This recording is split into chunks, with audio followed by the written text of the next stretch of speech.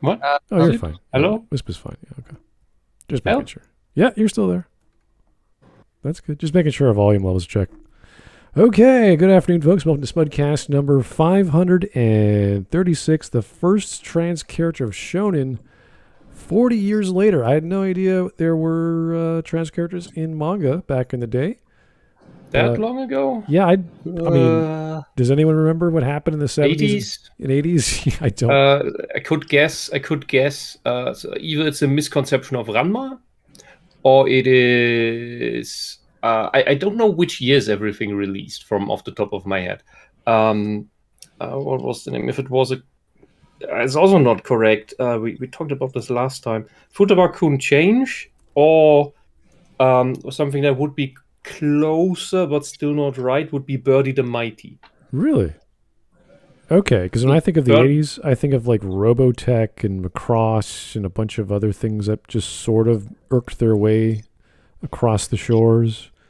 We got them years later, so you might have heard of stuff like 3x3 Eyes or Lensman or these other ones that were popular. I never watched 3x3 Eyes. Yeah. It always popped up, and I thought, I'll watch this later. And now it's 20 years later. Yeah, like I still haven't watched obscure... it. I completely forgot about it.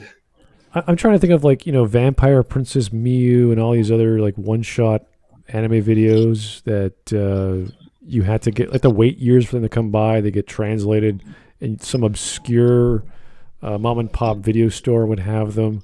So it's not something that people would know of. And for manga especially, no one would have ever picked it up. So yeah, and it was a strange time because you had Plastic Little and Agent Aika in the kids section because it's manga. Oh my god! It's a cartoon VHS, so that's just there on the big stand in the entrance to the bookstore in the big mall. Yeah, you got what was it? The other thing next to Plastic Little that came out during that time. It was all this hentai stuff right in front of you. Yeah, I know. On the other side, there's Dragon Ball. And they're all in the same thing. Yeah, no one would have any idea because they didn't watch it. I don't know what they're called, the spinny thing. It was like from Viz Media, but Viz Media I think was later 80s, but still pretty old. Are you talking about that DVD thing, that spinny thing that holds the DVDs that were in those old rental shops? Okay, I know you're quite young, but there were no DVDs in the 90s. Or the 80s. I'm referring to DVDs because I know something similar to a Cracker Barrel. There were no CDs. Barely started in the 90s. Yeah, we had laser discs back in the 80s. That's about it.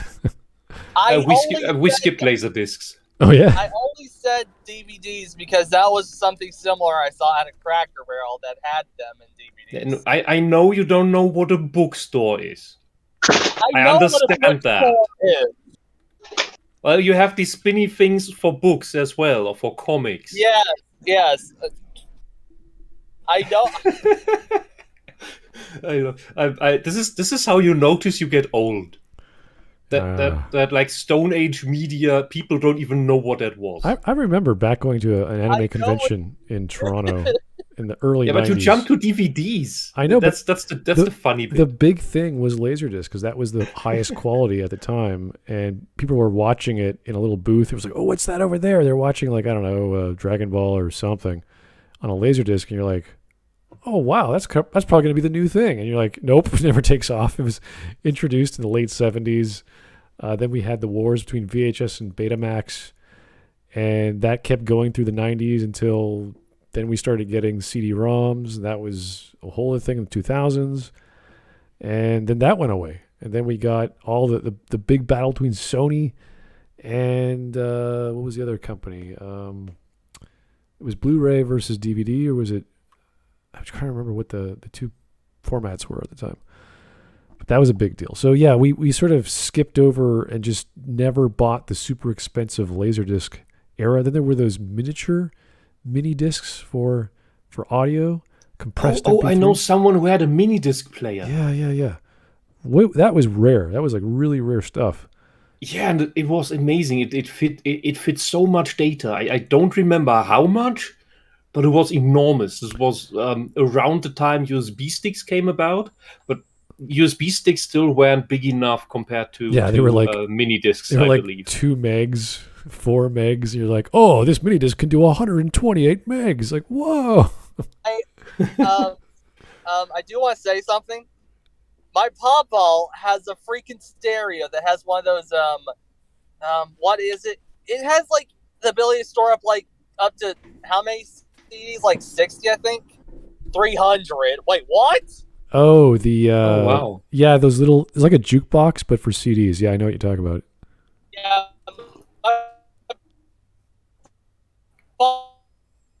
Well, we just lost you. You were completely dead, sir. Has one of those.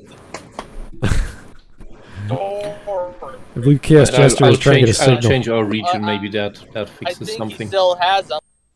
We're in Singapore right now. We're already connected. TV that was 10 years older than me, Oh, really? and it died like a few months ago. Oh well. Oh. I had a jury rig, a VHS just to play on the Xbox. I remember when my CD player died. It was a hand-me-down from my brother. Oh yeah. And it did not yet, it was a Sony CD player, and it did not yet have shock resist. That wasn't invented yet. So every time you just looked at it askew, it stopped playing. Yeah. And I managed to keep it in the pocket of my jacket and learn to move in a way that it would not stop playing. It's kind of funny. Like I 5 or would 6 hold years it later, in my... they made the Yeah. shock or whatever Oh, they called it. The non-skippable. Did the audio mess up? Now you're back. There you are. Hey. All right. Yeah, sorry, I hit Yeah. a dead zone. Okay. Well, Yeah, so- the shock resistant stuff that only lasts for like 4 to 11 seconds, depending on how much shaking you're doing, and then the Yeah, but buffer. that is enough for it to catch on. The CD player I had no shock resist. That was not invented for that yet when that thing was built. And I held my hand to it in my pocket, and probably that's how I learned to move quietly, because any wrong move would make it. You have echo, Chaos Chester. Any wrong move would make it stop playing, and I wanted to keep it playing, of course. But I had nothing else to play music with while I was on the go. So I learned Sneak 100 through a non-shock resist music player. Yeah, it's fun times. That's how you do it. That's Sony- how you do it, girls and boys. The Sony Walkman era. Get crappy technology. It teaches you skills. Yeah, you buy really snazzy sneakers, and you think you're going to go for a walk or whatever, and you're like, this thing isn't working. What happened to my CD player? And you realize any little bump changes the track. So good times. Anyway, let's just talk about this guy's video. It's 11 minutes long. It came out this month, a few weeks ago. And who's this guy anyway? His name is Manga Crash. Okay, he's got about 2,000 subs. He's got a Discord, and you can buy him a coffee. So I have no idea whether that's worthy of caffeine yet, but it's up to you. We should have enough time to cover this all. It shouldn't be that long for 11 minutes. I don't think he's going to blow the proverbial thinking on our minds here of never conceiving the fact of a trans character in Japanese manga before. So we're going to find out.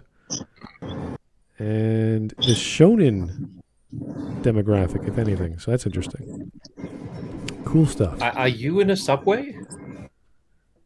Me, no. No, Chaos Chester. And that sounded like an arcade. Start the video. We're going to start soon. Okay, I was just gonna ask, do you all prefer the older style of anime The older style, like the 80s and 90s, or do you mean like the compared? Osamu Tezuka era? Like the really old. I think he means the 80s and 90s. It depends. The Robotech stuff I really like just because I've never seen it before, and you see really cool designs. But some of it's kind of pretty bad. So I prefer the 90s. yeah, Thing. Yeah, I prefer the 80s and 90s. It's because it's the painting styles and the anime, backgrounds anime, look much where better. it started and ended. yeah. When you watch, I do like some of the 2000s. oh yeah, I mean, if you look at the Macross Plus or the stuff from Studio Ghibli, like they obviously put a lot more effort and have a lot more quality to their work. But even the old stuff from Ghibli was good. Like Nadia was pretty awesome for its time. So Laputa was pretty cool. I mean, all these old styles of animation worked well. So it depends what stories you like and how you like them told. Obviously, stuff like Gundam and Macross need higher levels of quality to showcase how a robot should look and how sleek they look and if they're in space or not. So you have to know your format, like Gunbuster, for what it was worth, fine. Story was smart enough to understand the science fiction elements to properly convey, traveling faster than light or whatever the element was. So that was kind of with the story though. So if you don't appreciate the story, you don't really care about the animation so much. Kind of like, whatever it looks like. But if you like the characters and you're like, oh yeah, Azar, or was it Azar Noble from Gundam? I can't remember his name. The antagonist, protagonist. Great guy, but the designs for his stuff was a little Scorpion level. Like, that's a weird looking mech for to predict the future and all this other stuff. Like, that's weird. Like, that doesn't make sense to me. Why does it look like a giant red scorpion? I don't know. Anyway. What I liked about the old styles is that backgrounds often looked more alive and a little bit more dirty. And nowadays everything and I think that's because of the watercoloring. And now everything just looks very sterile and angled very often. There are some very, very amazing works nowadays. There have been a lot of quality improvements over the decades, yes. But I think if those could be combined with what made the 90s animes great in regards to visuals, we get something close to perfection.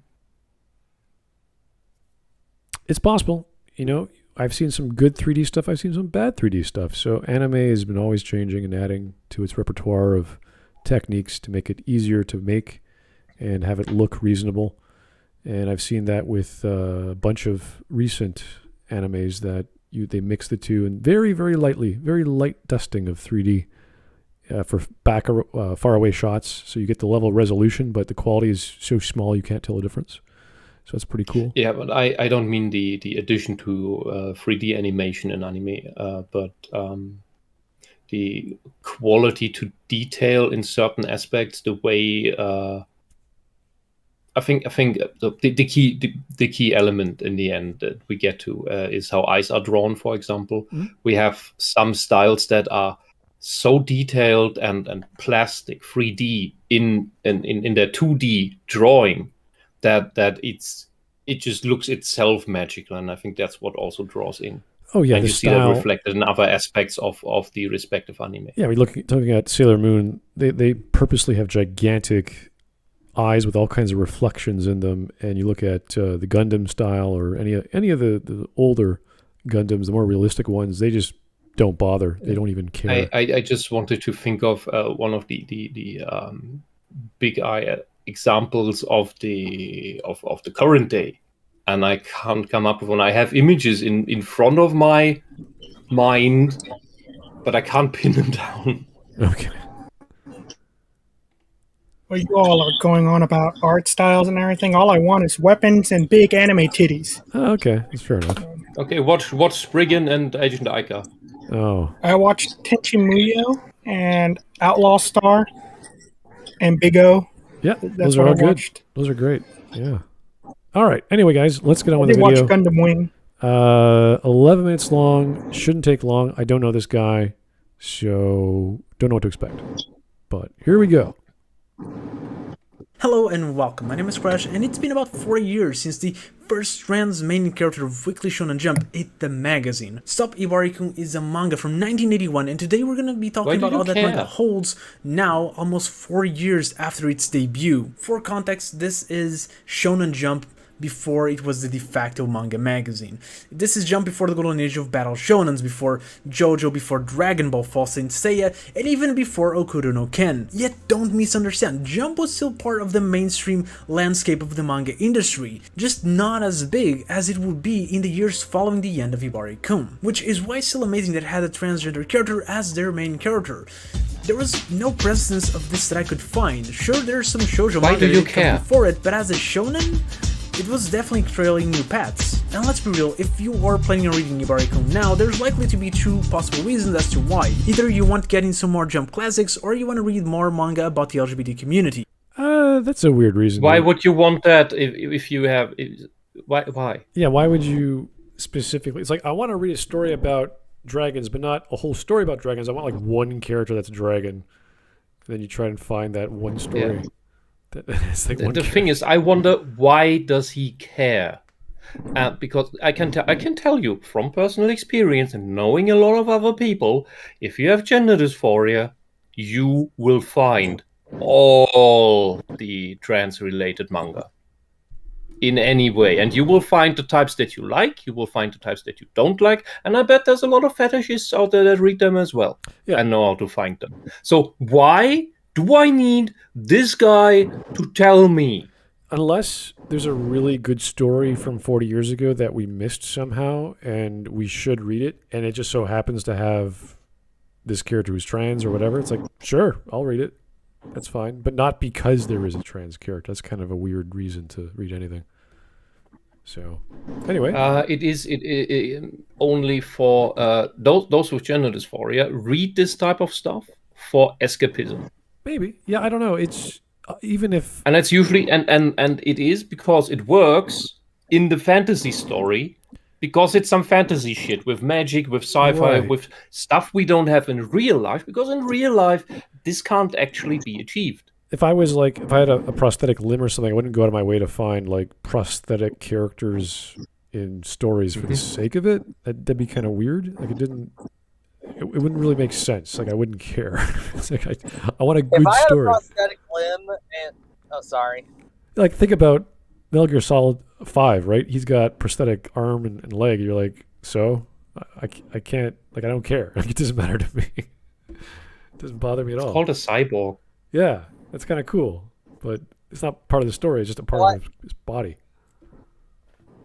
Like, if I was suffering from something and I went out of my way to find stuff that is about characters that are suffering from something, instead of just looking for something that interests me specifically, I feel like that'd be kind of disrespectful to the talent and work of everybody that was on that manga and every other manga I dismissed. Yeah, and it's kind of neat how what people read stuff because of certain elements of those stories that can come down to simple tropes, or not just genres but tropes. Exactly. In this instance. And this trope of the male-female change thing has so many subcategories that these rainbow nutters here in the West that never looked any of this up themselves and need to be told by random people on YouTube about one or two things.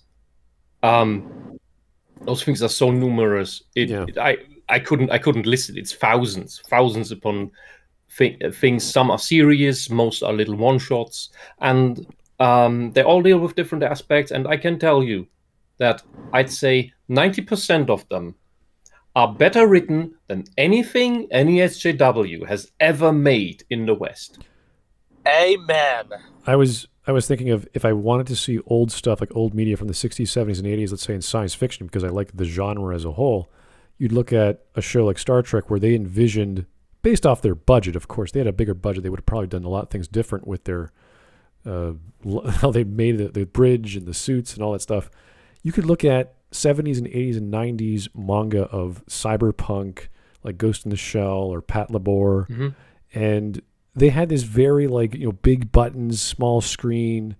We have like gravity still a thing in space, so they have this very down to earth but like dirty wires everywhere sort of idea. But the same concepts that they got from Star Trek, like with telecommunications and and transporting. So it's Oh cool yeah, do you to see remember that. when we watched Memories? Right. Yeah, that's what I'm talking about. Like you'll watch that because it's a timepiece of their idea of a future world what is practical and also of higher end technology that you don't have any alien concept of because it's so far away.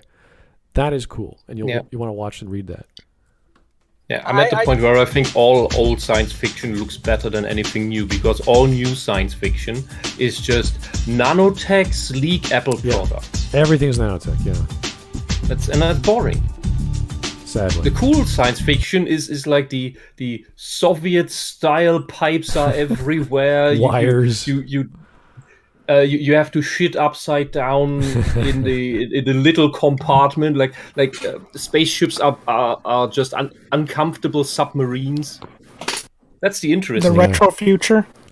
It is retro. Yeah. It's not retro future. It is just science fiction from the past. Yeah. So they have their ideas of tech, which are so older compared to what we know of, like touchscreens and holograms. I do want to. Oh, sorry. What were you saying? I wanted to ask something about timepieces in general, right? Yeah, timepieces in general when it comes to media. I've heard a lot of people complain about how some media is just a piece of the time because of some events that happened or whatever. I'm just thinking every time I see that criticism, I'm just thinking, so what? If it's just a piece of the time, who cares? Yeah. Well, we all know that because of World War II, Japan created anime, so it's always a good thing to think about. Anyway. I also wanted to say nanomachines, son. I knew someone was going to do that. It all started with Gogeta. Yeah. Anyway, here's two. I do have two donations. I do wonder a thing about nanomachines. Sure. Wouldn't an electrical weapon be able to disrupt all nanomachines? Well, yes and no, depending on the charge. And if you're talking about being inside the body, it depends because you're saying, like people say, EMP would just pass right through the body because it's an explosion and it goes far away and it dissipates as it nears you. So your body would have to do some ground insulation, so you'd be naturally connected to the ground already, so it technically wouldn't unless it was strong enough. So, yeah. If it's strong enough, you still don't want to risk that if you have a pacemaker, right? And if you or any other cybernetics, and if it somehow interfaces with your body in any way, I mean, you're going to get fried as well. So it depends on how big the charge is. And that's not.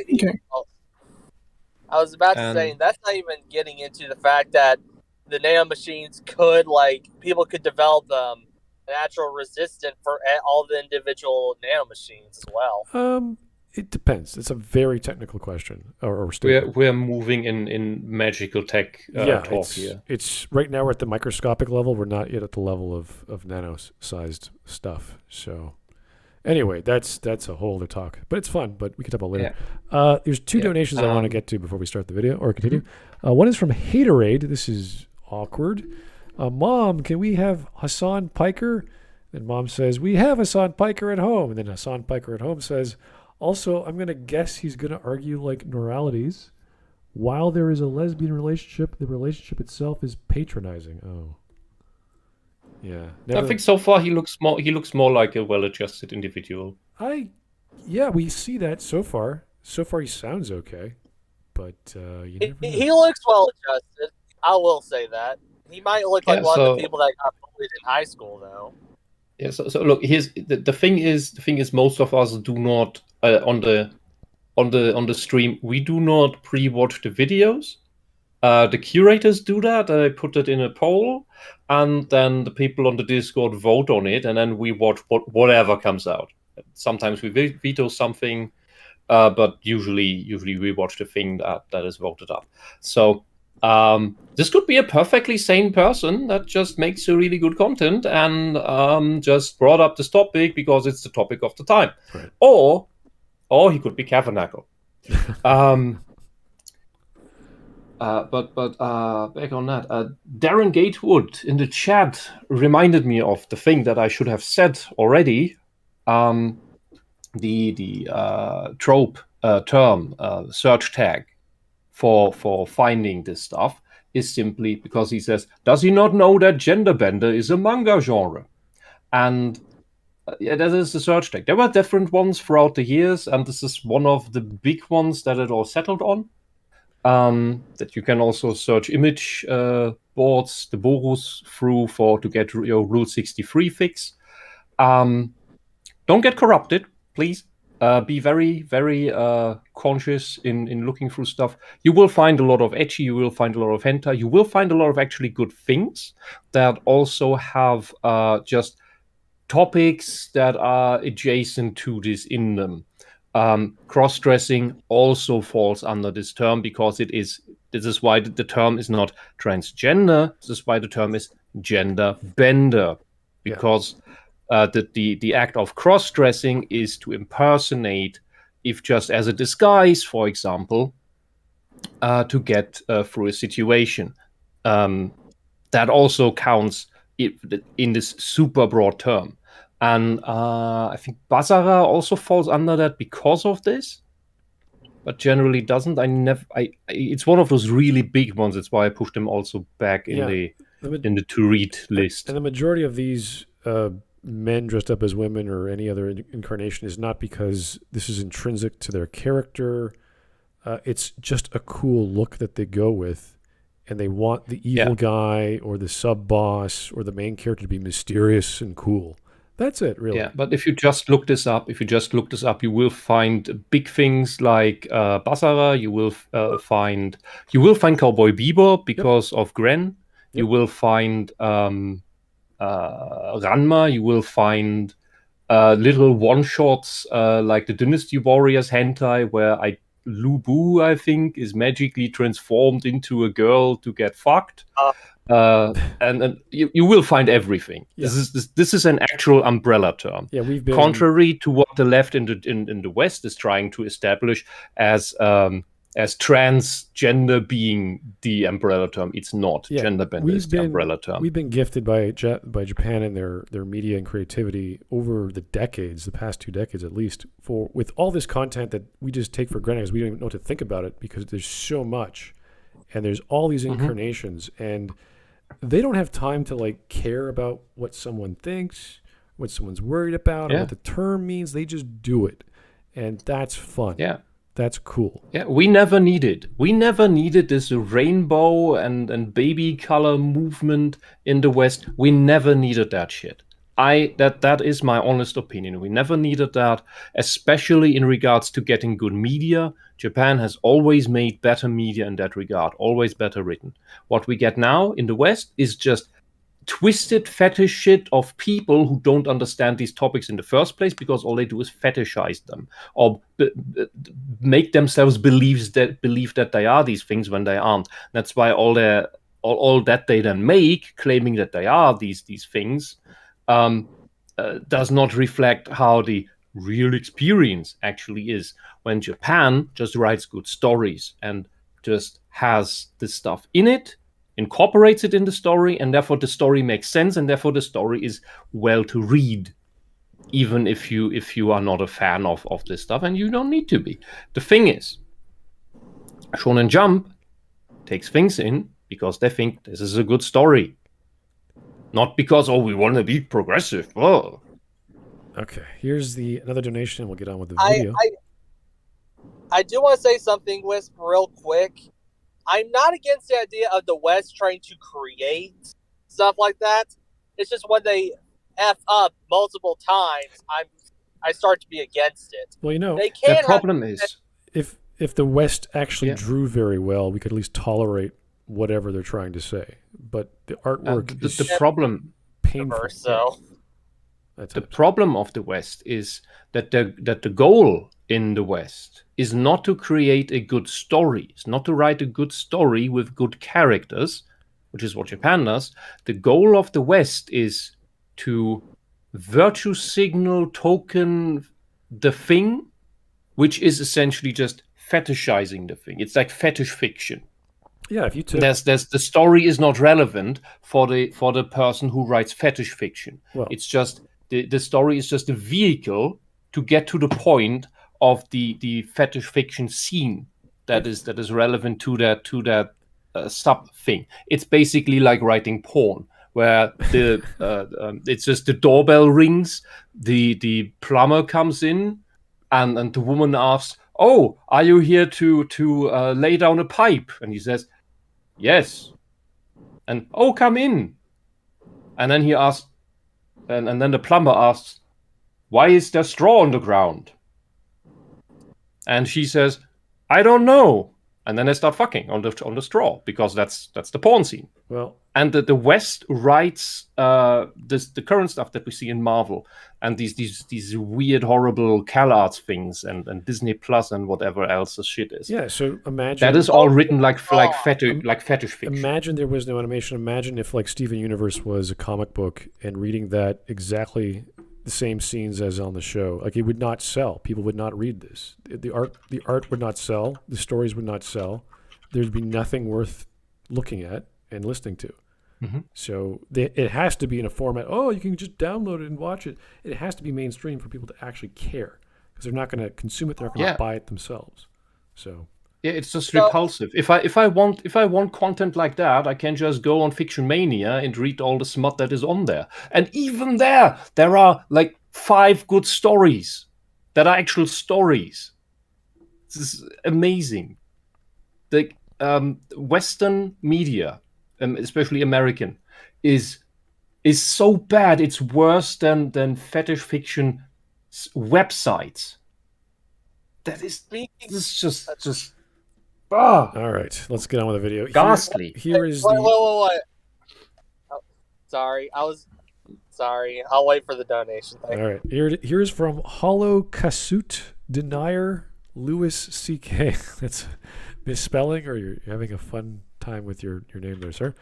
People don't like Big Boss because he has a prosthetic limb. People like Big Boss because he's a legendary war criminal who's so cataclysmically based. He fights the Illuminati with his band of child soldiers and war criminals. Okay, that's one reason. There's lots of reasons to like and dislike Big Boss in MGS5. The story is pretty wacko to start off with, but it's based around the concept of les enfants terribles, or the militaire sans whatever, without borders. So they're basically just people for hire to go fight a war. So kind of crazy. Anyway, 1 minute in. We don't know what he's saying. Let's find out. Both, which was definitely the case with me. This video is done with that in mind. Firstly, I'm going to tackle how this manga handles those topics, and how I feel if they did it well or not. And afterwards, I'm going to just discard that part and focus on how the manga has aged, and if it's enjoyable to read in general. So, before we move into the art part, a disclaimer. I'm not trans myself. As a matter of fact, I'm a heterosexual cis guy, so if you are non-binary, I'm so sorry. Non-binary is not any a member thing. of the LGBT community, and especially, of course, if you are trans yourself, you might think this manga is more or less offensive than I thought. What? How can it be more or less? What are you talking? What do you mean? How the fuck? Okay, The only reason they would think it's more or less offensive is because they don't have like the perfect Mary Sue LGBT character. That would probably be it. I have no idea which manga's coming up. I hope I know it. There's a likelihood I don't, because it's very old. How could something be? But like, when people say stuff like this in advance, this preemptive apologetic stuff, like, why are you even doing the content? Well, why would at least get one of these rainbow fascists on? Why would you describe it as more or less offensive, meaning it's going to be a negative story element, but I don't know, your mileage may vary on how offended you're going to get? Like, why? Yeah. Just say it's bad. Legacy in the chat is probably correct, so it's not offensive then. Oh, right. It's just a person who happens to be a thing. No, in the 90s, 2000s, when we all started to getting internet, I've stumbled across very small actual communities, where the term is applicable, of people with gender dysphoria. And we were exchanging good quality titles of this stuff. That's just there was modem times, where every minute online cost you money. Or you're like 6 or 12 cents, depending on where you were or what your contract was. Using your monthly minutes to use data. Yeah, that was a thing. Oh yeah, with wonderful 7 kilobytes per second. Ooh. Like, downloading a 2 megabyte manga chapter, dude. That's your daily pension. Using your phone as a modem there, I see. Okay. Yeah. So you just read the stuff online. You save every image that you have so that you have it downloaded, so that you don't need to go online again to read it there. Yeah, it's tough times, man. Tough times. We basically carried every JPEG through the snow on a squeaky wheel little cart, like your grandpa carried his beer or something. Alrighty. I do want to ask, why would a negative character trait be bad? Because I'm thinking literally, like someone having a bad thing about them, which is pretty much normal for everybody. I don't know what you're trying to talk about. Well, no, if you have a negative trait for a villain, like you're going to be offended because he's bad. It's like, well, not really. He's a villain. We expect that. So. Yeah, but he hasn't mentioned yet whether it's a villain. He hasn't mentioned the manga yet, I think. Well, this is the problem. Because it's trans, therefore, the depiction's going to be bad. It's not current day trans or whatever the hell he's saying. Yeah, current. So, if that's what he thinks, I'm telling him, current day trans is not trans. Current day trans is offensive to actual trans. And that is something you will need a lot of time to wrap your head around. I know. I'm just thinking, is he saying this because the character has a negative trait that people might not like, or is it actually offensive? We don't know yet. We'll find out. We don't know yet. That's what I was thinking, to be honest. Okay. Let's keep on going. I think that's natural. So if you did, please let me know in the comments below about your experience with the manga, because I wouldn't mind having a conversation about it and just learn about other points of views as well. But jumping into the manga, Stop Ibari-kun is all about the story of Kosago Sakamoto, who after becoming an orphan is adopted by the Yakuza family Hoozora. Upon arriving, Kosago falls in love with the most beautiful of the 4 girls until he finds out that she is actually a boy. Throughout the manga, Sakamoto finds himself in various adventures in school as Ibari presents herself as a girl there, and almost nobody knows her secret, and our main characters try to keep it that way. The it's a cross-dressing you should have in mind, however, is that, again, Ibari-kun was released in 1981, and it definitely shows in the way a lot of the cast talks about Ibari. These characters are consistently trying to make Ibari stop dressing as a girl. That's why the title is Stop Ibari-kun. And everyone that does know that she's trans calls her a he. It's not okay. And of course, that we don't know another kind of worms, which is Ibari. We don't know yet whether this character is actually trans. So far, it's a crossdresser. That's it. It's fine. Guys do that. Cross-dressing is now trans. Yeah, it's been for a while that they've tried to establish that for a while, because they've always been trying to push everything under the term so that they can tell everyone who's even slightly deviating from the dreaded gender stereotypes to be trans.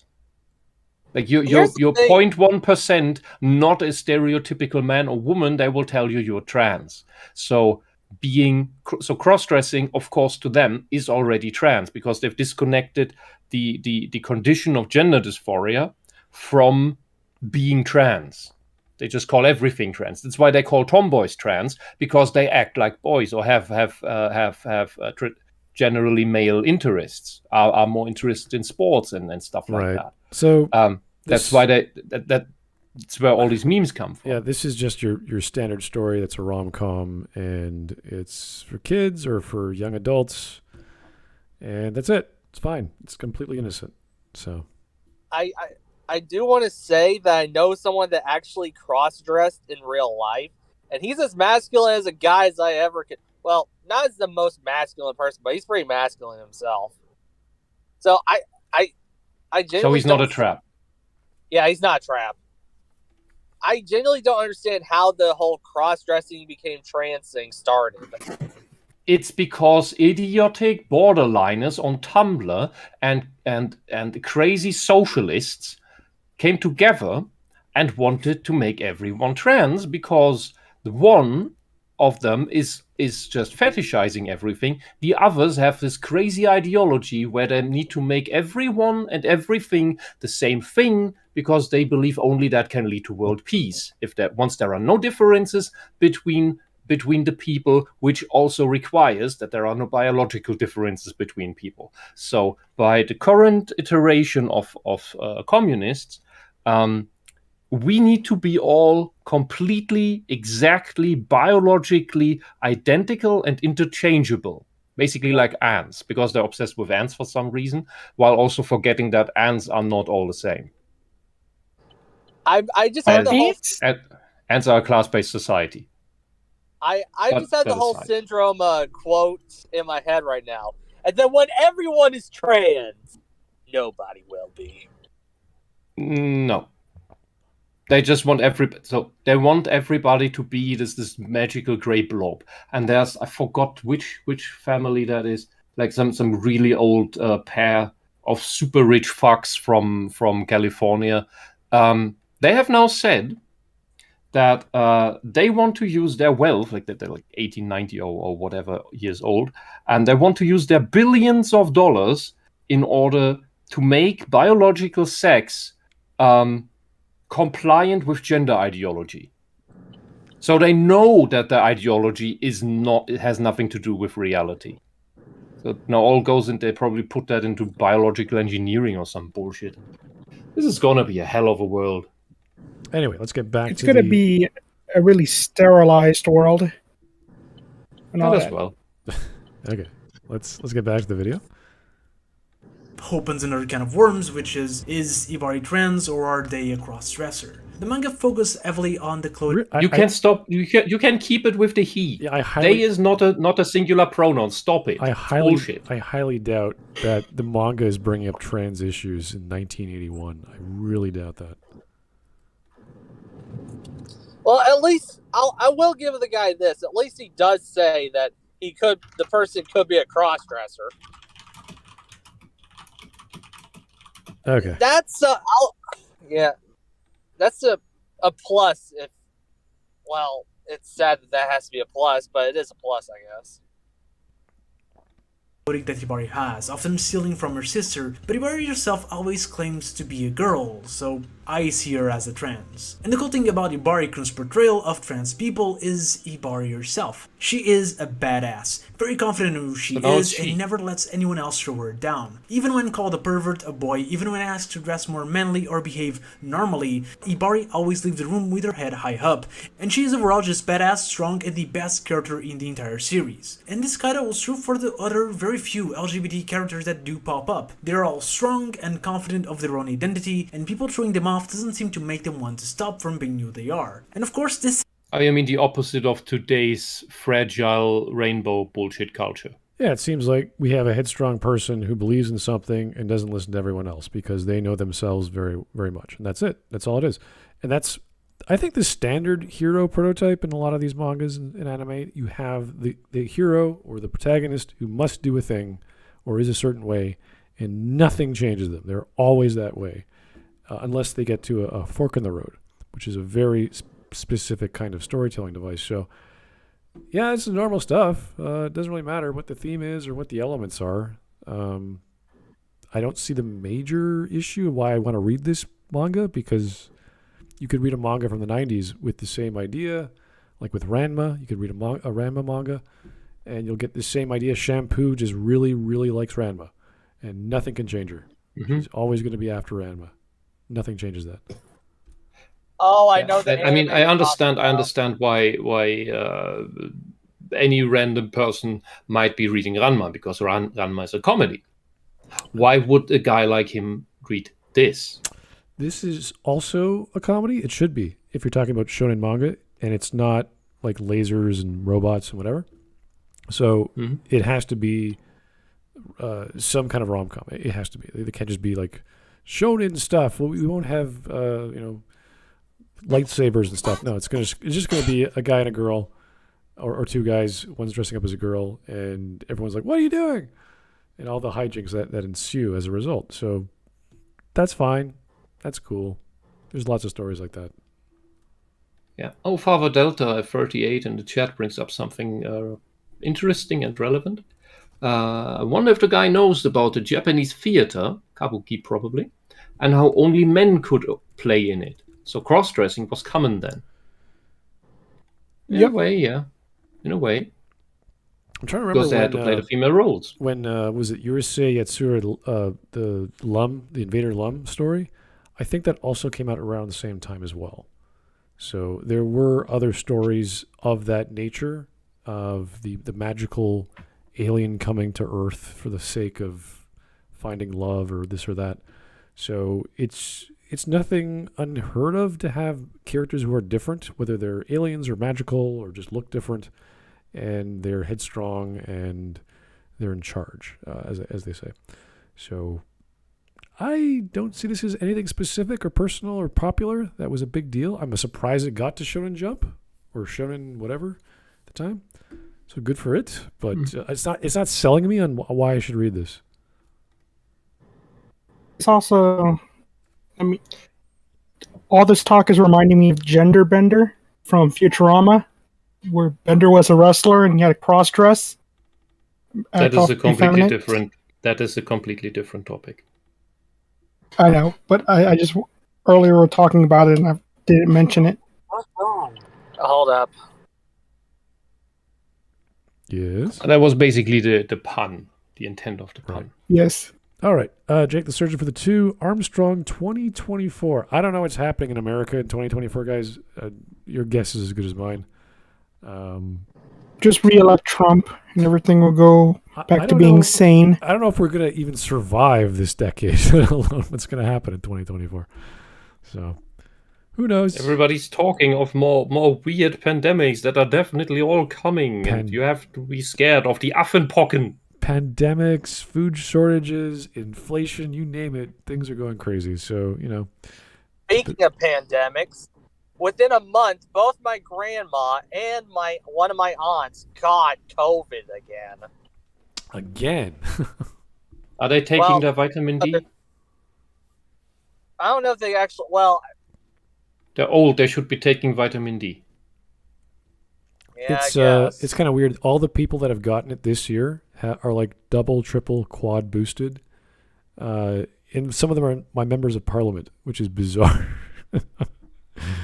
Data that came out of the Scandinavian countries, because they actually track this shit, noticed that the most people who get COVID again, as well as die from it, are double or triple vaxxed.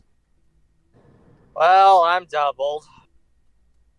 Could this be the cytostorm from similar to the Spanish flu? Could that be happening right now? What was it called? I'm too far out of the topic of that part.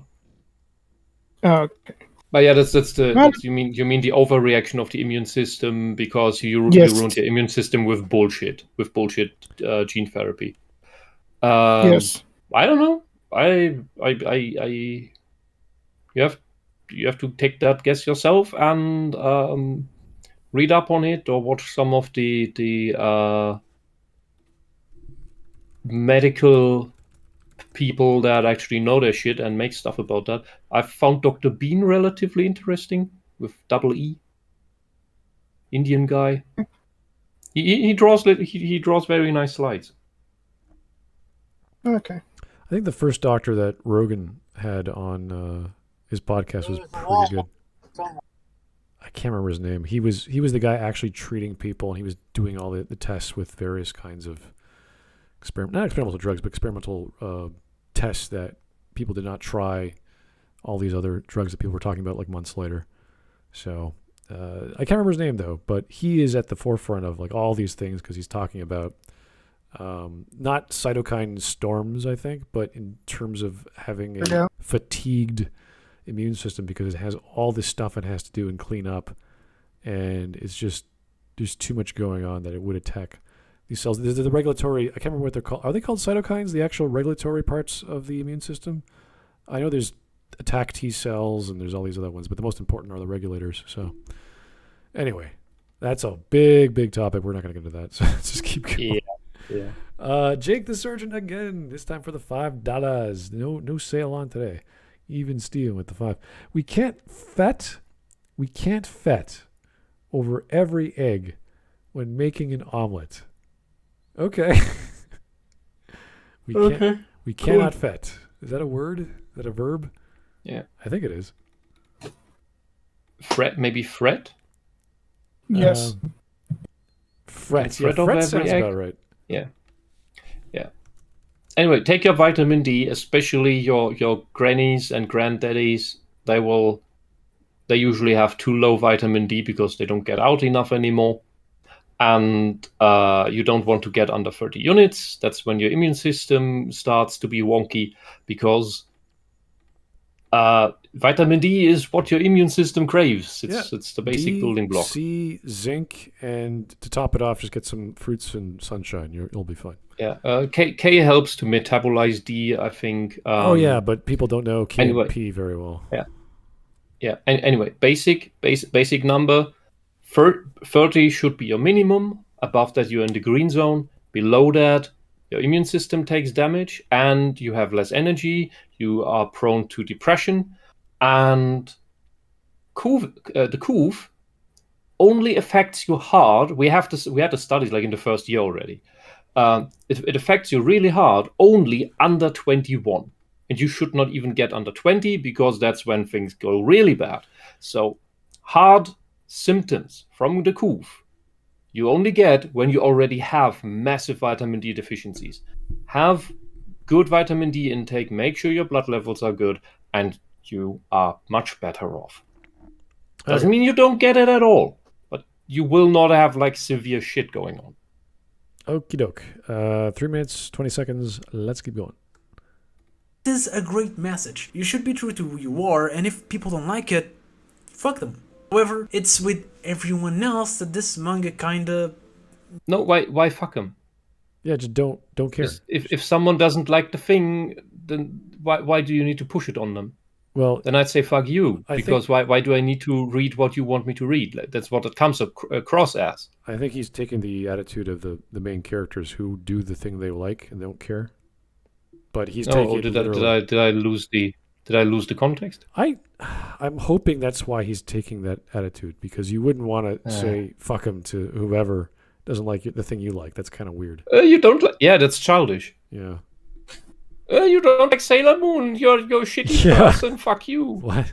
Like, oh, you don't like Gundam. You're a shitty person. Fuck you. Yeah, you don't like anime. You're a shitty person. You don't like Western cartoons. You're a shitty... You don't like Steven Universe. You're a shitty person. Fuck you. This is all the same thing. That adults write children's books. They have to have that mentality and know how to create a narrative for kids. So they must have figured out, okay, this is what works. It's not just some alien interest that adults like things that kids like. It's like, no, an adult has to understand that world first and then say, oh, this is why we have these toys. This is why we have these games.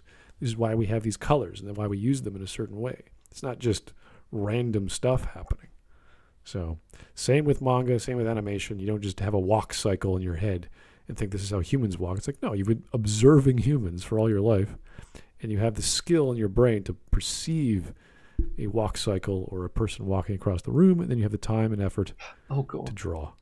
So just remind me, Johan showed me a dinosaur park game that is not Jurassic Park, and that is still in being made. Forgot the name.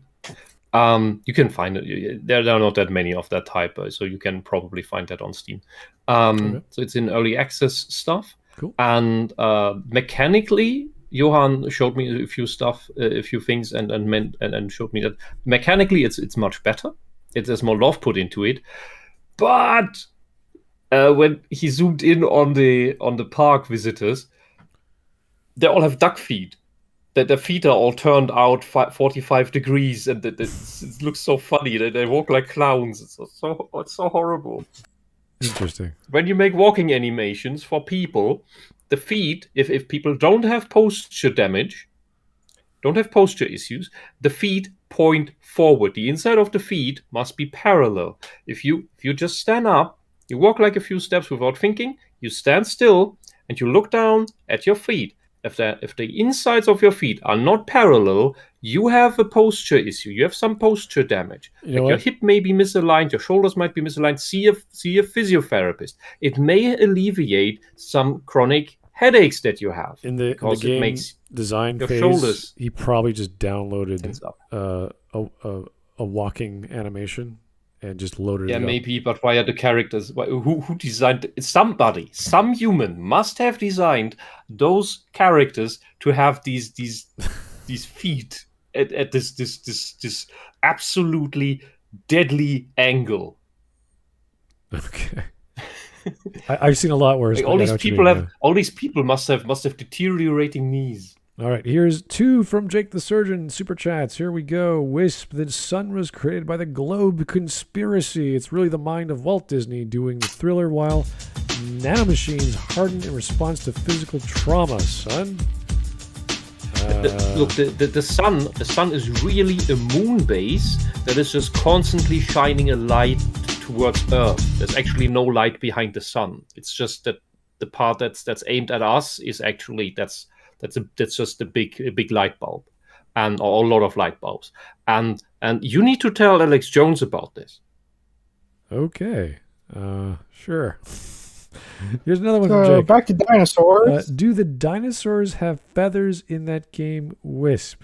Wow, we're getting a lot of information on Whisp today. We didn't see a lot, but I think they had some a little bit. I might be misremembering. We only saw some starter stuff. Okay, here's our last donation, and we'll get on with the video. This is Hawk's Secret Gay Lover. Thank you, sir. Be true to yourself, and if somebody doesn't like that, then fuck them. Be a rapist. Don't mind if I do. Also, the NASCAR fandom is dying. Drop a 1488 on Chad if you're a true racist. What the hell does that mean? Oh, God.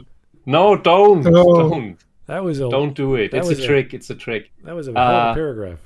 Oh, yeah. And Matthews tagged me and said the game is called Prehistoric Kingdom. Oh. And it's not only dinosaurs, it also has ancient mammals. Okay.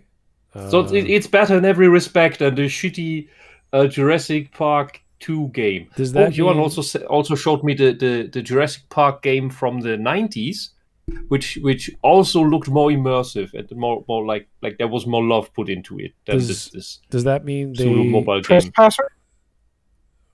I don't remember. Jurassic Park Trespasser? It was a park game where you built a park. I'm curious. These guys actually research like prehistoric mammals and then put them in the story or in the game world as well. That'd be pretty neat, just to see what they look like. All right, I'm back. Okay, Hello. we're still 3 minutes and 30 seconds ish here, so let us continue. Yeah. Look, just before we go on, in case you wonder why I don't know every fucking trans manga and whatever, I never looked up the cross-dressing stuff. I filtered that out because I don't care about that, and I mainly look for fantasy stuff because I like fantasy stuff. Yeah, it's kind of so weird. that was the main combination that I was looking for, because there are thousands of these. Yeah. Thousands. Like, it's kind of like asking if you like science fiction, you must have heard of this. It's like, sorry, I don't have an encyclopedic knowledge of everything science fiction. It doesn't happen that way. Yeah, and the thing is, SJWs do not know how much there is. They have no idea. You tell them about, oh yeah, Ranma is a trans manga anime. Like it's the there are so few of those. Blah blah blah. It's just like, what the fuck are you talking about? You don't know shit. You don't know anything. It's like somebody telling you, oh yeah, action movies. That's Terminator and Rambo, right? That's all the action movies there are. As fan of underrated stuff a lot, I will say that I can testify to there being a lot of stuff, and a lot of the underrated stuff I like. It's hard for me to recommend it to people because either they don't listen to me or they're just not interested. I'm not saying underrated. I just said there's a lot. Oh, I know. I know. I'm just saying that there's a lot of crap out there. Yeah. Oh, it's like saying, metal. All metal is Metallica and Black Sabbath. Hey, dude, That's a have quick you way ever to seen a festival? metal. Have you ever seen the lineup on a festival? And every year it's different bands that you've never heard of, and some of them are even decent.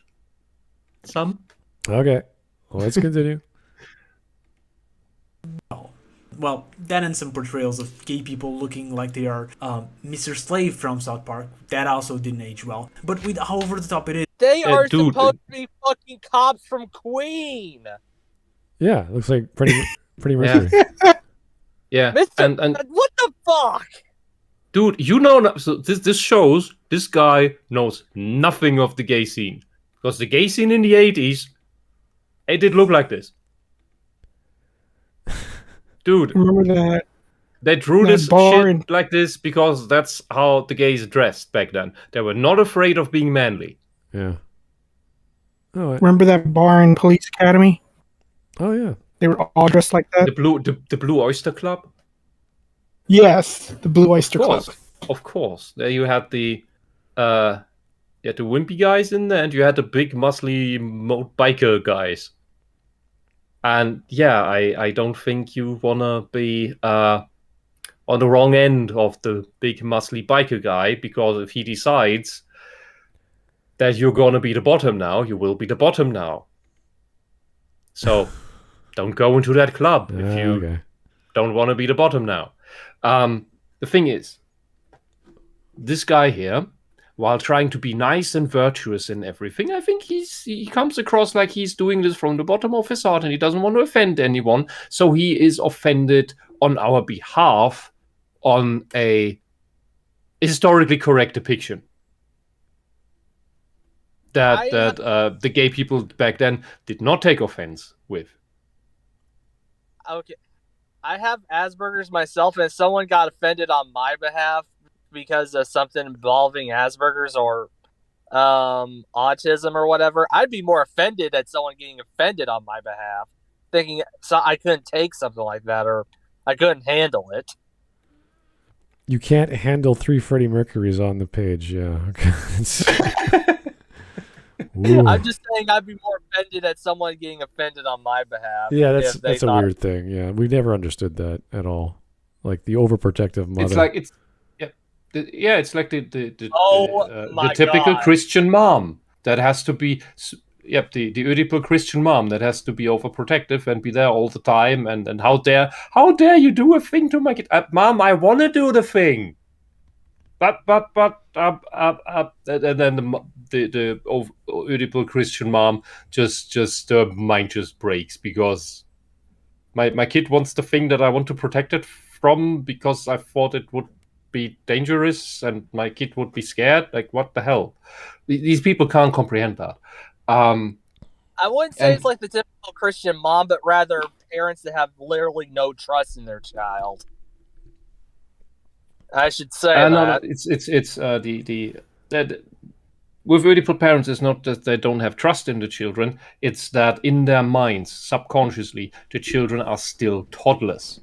They can never evolve that image. They're stuck with thinking, with treating the children as toddlers, even if they're 18, if they're 30. That's why when your parents treat you like that, you need to get out of the house.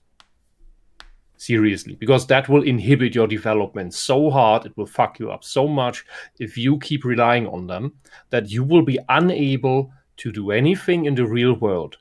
And your parents are very likely, this may sound very harsh, but it is very likely that your parents will die of old age before you die of old age. And then they will not be there. And you will be 40, 50 or something and not know how to do anything. Like washing your clothes or something, like the basic shit. You will be lost in life. So you need to get out of there as soon as possible. That's why it's good to move out of the house when you go to uni or something, or start all of working. this from looking at 2 panels of a manga. It's amazing. Okay. Yeah, anyway. it's amazing. It's amazing what manga can teach us. All And right. Giga Chat, I am not a plane. What? No. Okay. Anyway, let's I'm keep. just answering his question. The answer is because I am not a plane. All right. Let's keep going.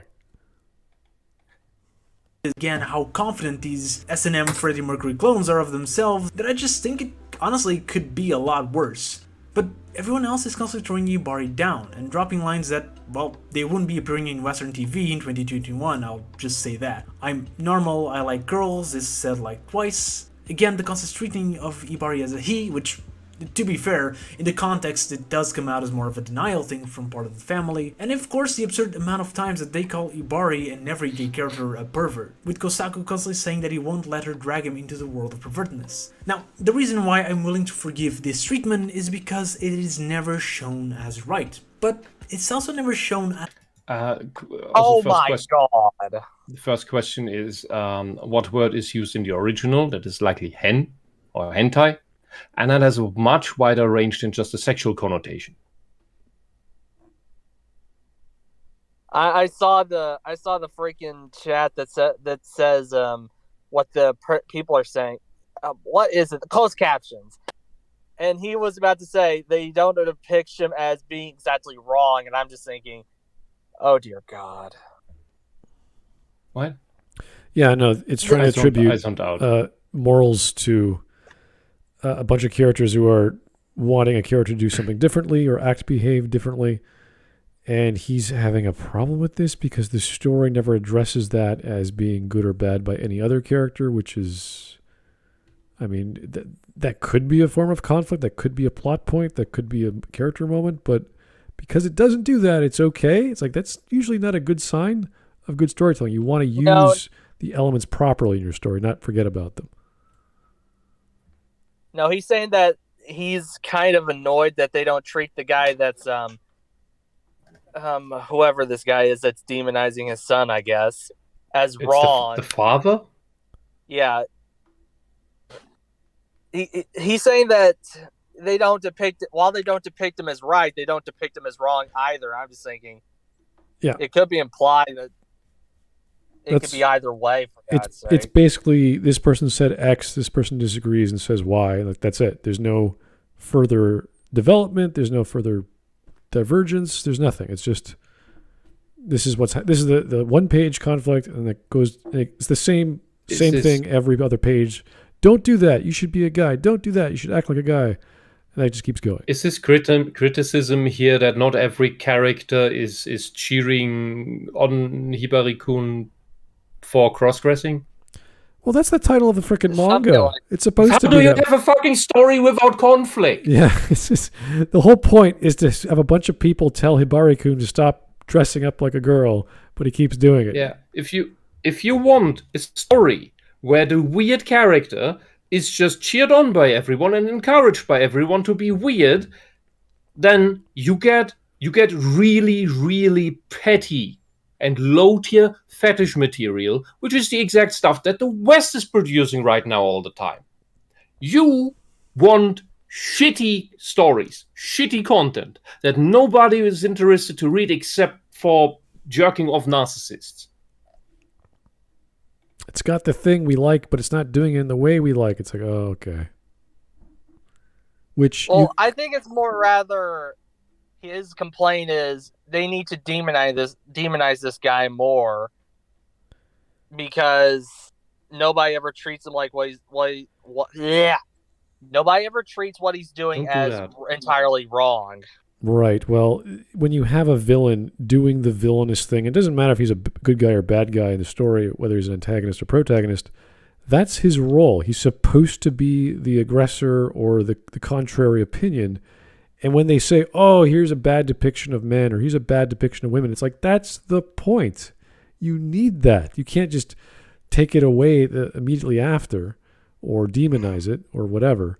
You need it. That's why now, due to all this feminist garbage, we now got villains in the West that can never rape a woman because that would be misogynistic. So even the villains are now SJW nice guys towards women. There's ways to write that. They will try to destroy the world, but they will not be. There will also be male feminists. Well, there's ways to write villains that don't rape women for many reasons, but it depends on the setting and motivation and the major issue and what the characters want and all this other stuff. So you would expect stuff like a post-apocalyptic world to have rape and plundering and marauding and killing. That's kind of the go-to. But if you're going to tell a story in that setting, you have a more sophisticated villain, he'd be above those things. So there's lots of ways to do that. Anyway. When you treat something, one specific act is something that cannot be seen or cannot be talked about in the story or whatever, you just only want people. You're just only creating problems down the line for storytelling, if you ask me. Well, you're wasting time. You're just making stuff and hoping it amounts to something, and it usually doesn't. All right, Jake. And so far, it's just a character that brings up words. There's no actual violence. It's just someone who wants the main character to act like a normal person, which is understandable. Especially if this is the father. I didn't pick up all the details, and it's later, as always. If he thinks that this weirdo is getting together with his daughter, or the other way around, because you tend to not want to have your children or grandchildren be weird. That is a completely normal thing. You want them to be normal representations of your culture, because that means they will have the smallest number of problems. That doesn't mean you will violently stamp that out, but it's what people are most comfortable with, where they don't actively think about it. When things are out of order, people start to notice it naturally because it's out of order. When things are in order, people don't have to think about it. Here is Jake the Surgeon for a super chat I missed. Does it have proto-mammals like Dimetrodon? I don't know. Yeah, that's a very specific question, sir. Mm-hmm. That's Ask cool. Matthews, he seems to know the game. Yeah, that's a cool thing, but you have to really be into your, dinosaurs to know that stuff. So I was looking at the previous page that he'd showed, and I think it's implied that, that the crossdresser's the only son in the family. So it could be like the dad's really upset because it's his heir, and he doesn't want his heir to not produce anything. Yeah. And then you have to think, this is old Japanese society, especially more so than now. They're still rather strict, but even back then it was like more. So yeah, and so you could tell this story just as well as with the father as the main character, who's just worrying about the future of his family. Okay. Or the future of his family name, rather. Oh, there's lots of things to consider yourself as a parent, so yeah. We don't know. There's not much to him on the page to us to make that distinction. Anyway, 4 minutes, 20 seconds. Because look, what he's doing technically is he's complaining about the cultural practices of another culture. So he's a cultural imperialist who's trying to dictate that this culture must act differently towards this thing that culture doesn't like. It's something that the left once criticized. Yeah, this is a problem with every period piece, even one from 40 years ago. It's especially when you're in a different world country or a different part of the world, looking at media from 40 years ago in another part of the world.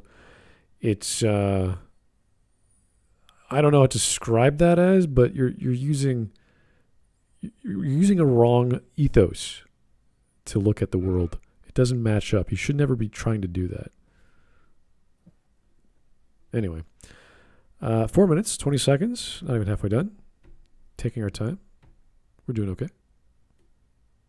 As wrong either. So it's very ambiguous in that front. If I'm reading and I'm siding with Ibari and thinking that she should remain as she is, I'm willing to bet a lot of kids from the 80s who originally read this manga probably sided with Kosaku and Ibari's father in thinking that she should just drop it. The ending doesn't help decide things for either side, but I'll talk a little bit more about that in a bit. So, in terms of this topic, just do have in mind that it is a bit ambiguous, and if Ibari is a great trans character, everyone else definitely came out of the 80s. Now, that's all cool and all, but is the manga itself good? Can I use the ambiguous card again? No? Okay. Ibarikun is a gag manga, a very old gag manga, and that comes You mean a comedy? You can say comedy. with two very Well, big problems. it could be One his way of saying comedy, I guess. I'll I let am that- aware of that. is that are kinda overdone already in other better gag and rom-com manga. And the other is that there's definitely a lot of jokes that I don't get because I'm not a kid in Japan in early 80s. There are, however, a lot of jokes that are understandable, and I'm willing to say there's at least one or two That's a pretty funny per chapter, which is that's a pretty weak Crap argument. Like, I'm not a kid from the 80s in Japan. It's like, so you can't understand anything. It's all in English. You can't grasp what they're saying or trying to do. Not every cultural. You do not need to understand every single pop culture reference in a thing or every mythological reference, because most of these jokes work on their own despite that. Yeah, that's specific to certain. Like, obviously, you would not be able to guess very specific things with Japanese culture at the time. But this is basics. Like, this does not seem like complicated language on the screen compared to some idioms or some phrases that nowadays a translation team would say, oh, this is a South Korean term.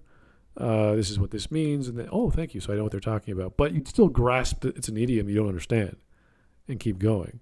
But a lot of these jokes seem to be pretty visual. Not hard to grasp what's going on here. So if you don't get it, what's wrong? What's going on here? Give us an example. Be right back. I gotta do something. Okie doke. Okay. Isn't that bad of a ratio per se? On the other hand, there's a barrage of jokes, and some of them are really bad. I didn't understand. A racial... what did he say? No. Get back a bit. Which isn't that bad of a... Let me try this again. One or two that are funny per chapter, which isn't that bad of a ratio per se. On the other hand, Ratio per se. Oh, okay. He's just pronouncing I it wouldn't weird. have guessed that's what he said. Yeah. and there's a barrage of jokes, and some of them are really bad, and they're reused a lot. And it Example? drains you. Some of them are so bad that they are funny, but it's overall more miss than hit. The story itself and the characters are easily the best part of the manga. I find Ibari very likable, and there's a myriad of fun supporting characters. That's the most generic thing I've ever... The story and the characters are the best part. It's like, okay. The water is the best part of my drink. Like, oh, what? Yeah? Okay. Kosaku has a cool growth throughout the series in how he sees Ibari, and how he slowly starts accepting her more and liking her more, even if he doesn't realize it. And there's Alright, characters I'm like back, June, sorry. a lesbian girl who likes Ibari, who only appears for just a couple of chapters but definitely makes them so much better. And then there's bad characters. Like the dude whose entire joke was that he was an upperclassman and he kept appearing on the school activities. And it wasn't funny at first, and it wasn't funny at the 100th. But the worst character in this entire manga What was the is joke? one Isaishi Eguchi. Now, that name may or may not be familiar to you, but if you check the name of the mangaka, you'll notice So, that if you just give us your subjective, this was bad, this was good, without giving us an example, it's a relatively worthless resume. Yeah, it's kind of like saying, well, the small foil to the protagonist is not good. You're like, well, what did they do? What was the point? What was the function? How are they characterized? Okay, so what did he say again? He didn't like one of the characters because they were bad, but he liked the lesbian because, I don't know, she was only there for like one or two manga. You're like, what? That's it? Why is she so good? Just tell us. Conflict, characterization, comedy, look, design, pacing, what? Give me something here, buddy. He just likes them. Like when it comes. Sorry. No, I'm done. Okay, so when it comes to like characters that are there for like a short amount of time, it's easy to say why you can like them if they are popular enough. Like, dear God, there was like one anime that had the main villain of the episode 1 become the main character after that. Like, if something's popular in one manga or whatever, it's easy to say why you like them. Yeah, no, any contrast from the same pattern is bound to cause your mind to go, oh, that's new. Why is that? And that's in so many shows. Episodic storytelling, the classic format of the manga. So you have, a new character appear and they're a classmate and they're goofy and weird in a different way. And that's interesting. And you just keep getting that like most episodic stories. I remember Star Trek had Captain Jellicoe. And all of a sudden, he's the captain of the Enterprise. You're like, oh my God, that's crazy. It's a two-parter or whatever. Like he messes things up. And everyone's like, what do we do? And this is even in the future when everyone's getting along. And he's this tough as nails sort of dude, no nonsense guy. So it's cool. And then they go back to the normal format and they kept some of the things he kept in there, like Troy still wearing her proper uniform, which makes perfect sense because she is a member of Starfleet. So stuff like that is like, yeah, you should have a writer in an episodic story missing or messing things up for the sake of it to see what happens to your characters, if they can survive or keep going on their journey. Oh my God. I have a feeling that he is the type, or is bordering into that, because he doesn't seem to me like he is completely brainwashed by this ideology, just like tangentially. Yeah. It's more of an ethical thing for him, I think. It sounds good. But he's I think he's at the point where he would tell us that the male teacher in Azumanga Daioh is problematic and shouldn't be there. Probably. I do want to say that you shouldn't mess with the status quo too much. A little shaking up is good now and again, but you don't want something like, I don't know, The Last Jedi, which was shaking up the status quo too much and everyone freaking hated it. It's not shaking up the status quo, it's destroying everything. Yeah. And from the Red Letter Media piece that I think came out today about the last 2 episodes of Kenobi, I'm starting to wonder whether the RLM guys still even know what they're doing. No, I think they, because it started with but the thing is, especially Jay, he called the people who didn't like the destruction of Luke Skywalker, where he wanted to kill Kylo in the past. The people who criticized that, he calls man babies. Like, that was dude, weird. Yeah. RLM is the fucking thing that started the whole in-depth criticizing the whole bloody thing in all its depth, in all its detail, with the Plinkett reviews of the prequels. I think those guys. But we're not allowed. But if we complain about the Disney bullshit, then we're man babies? Well, I think because this is inconsistent shit that is deliberately destroying the stuff. I think these people have to watch too many B movies at this point and don't know the difference between good and bad writing anymore. No. What's going on? And where the good writing should be. They've watched so many B movies, they can't be bothered to be concerned about franchises that they know have been long dead. And we know all the characters, or at least Mike and Rich are like that, because we know Rich pretty much gave up on BioWare. Mike gave up on Star Trek and Star Wars, and Rich has already been there. So they see this as like, it's something, it's different, it's not great. Look, get over it. Having given up on it and not expecting anything, any improvement anymore, okay, yeah, I get that. But calling the critics who wanted the stuff to be good, to make sense, it's hard man to babies. Say. It's hard to say. It's just that I'm sorry that is so out of. Ow! What the hell? That was my E11 blaster. Don't do that. Sorry. All right. Anyway, that was an accident. Anyway, let's keep. Don't have accidents. Accidents are bad for your health. Accidents are. Yes, they generally are. It's true. Okay, here's Jake the Surgeon. Call Dimetrodon a dinosaur one more time, Smud. See what happens when I come into your house and steal your socks. STEEL. You're gonna encase them in he will only metal. He will only steal, but only steal single socks. No. STEEL. Steel, as in he's gonna encase them in liquid steel, and then what? Same difference, but only ever do it with one, so that the other is still there. That's a metallurgical catastrophe. How the hell are you gonna set up liquid steel and melt my socks? I don't know. Yeah, but you will still have only single socks. I don't know. Either way, I'm confused. Legacy, I'm calling it right now. It's problematic. We don't know what this guy is getting towards yet, or where his opinion is leading. Yeah. to wrap that thing up because it's so recent in my head. Jay also didn't get why people cheered for the Luke Skywalker scene at the end of The Mandalorian.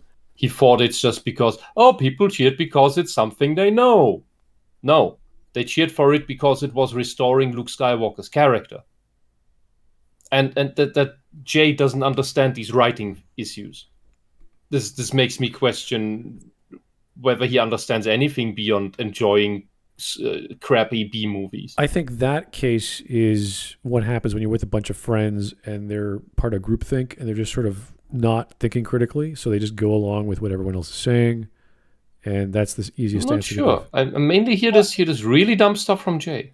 Well, maybe it's also just arrogance on JJ, who thinks that his writing was so good that he couldn't understand why everyone liked another type of writing. Not J.J. Abrams, Jay Bauman.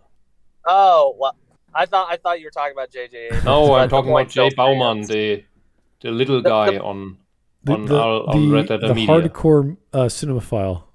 He's the guy who likes movies in general.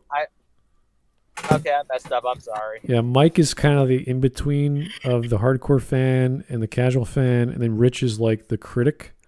He's like the movie guy who knows media in general, but he's a critic of movies.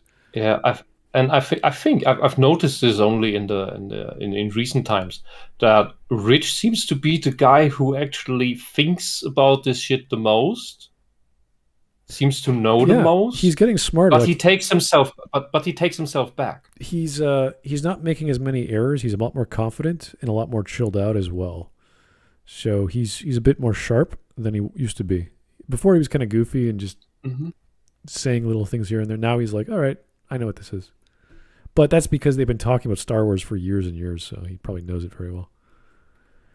I'm going to be honest, I never liked the Red Letter Media. I disagreed with their prequel stuff. They're interesting. They have a lot of good takes and a lot of weird takes. Anyway, Jake the Surgeon, $5. The Book of Stockholm Syndrome. Fett assassinated Luke again. Oh, really?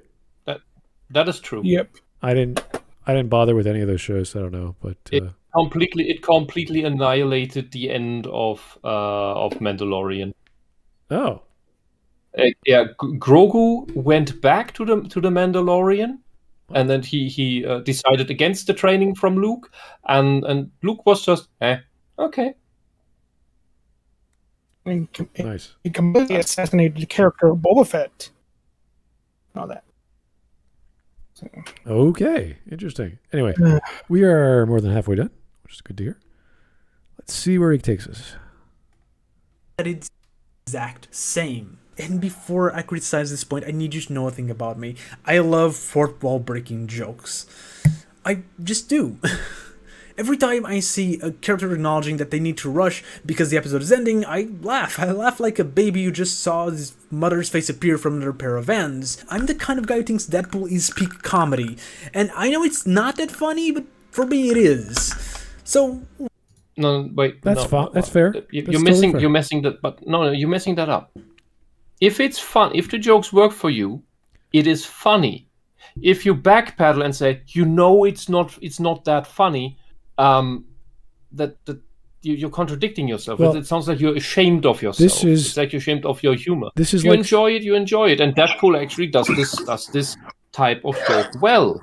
Oftentimes it's misplaced. Right. So this is like saying, I like fast food hamburgers, right? But he has no idea the taste. He doesn't know. He doesn't compare. He doesn't think about it. He just goes, Burger King has burgers. McDonald's has burgers. My mom makes burgers. They're all burgers. I love burgers, right? That's it. He doesn't think about it. He doesn't look at the actual comedy. Get a good burger from a diner. Yeah, when you look at fourth wall breaking jokes or fourth wall breaking drama, it doesn't matter what it is. He likes it all. It's all good. I love it. It's good. It's like, okay, that's your standard. I can at least respect that. But I know, as someone who's seen fourth wall breaking, subtle motions of the camera or the faces looking at the camera or Deadpool's a little too much, I think. But all that stuff has levels. It has layers. It's not all the same. So once you realize it's fourth wall, it's like, okay, now what's happening? What's the writer really trying to say?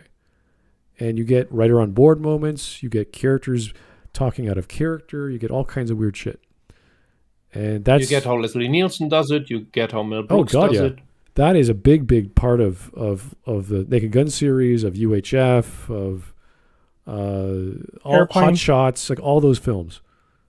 They're all different. Spaceballs. Yeah, they're all weird and wacky when they go to the fourth wall.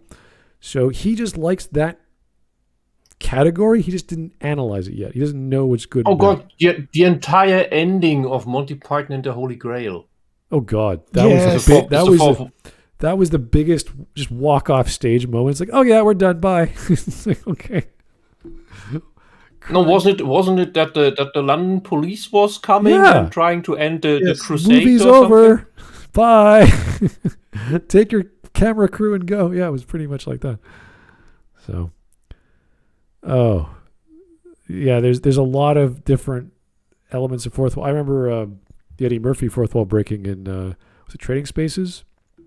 He's describing the commodities market, and they're saying, oh, this is gold bullion, this is pork, and this is orange juice. And he's laughing, and then he just stops, has a completely straight face, deadpans, looks into the camera for 2 seconds, and that was the scene. That was it.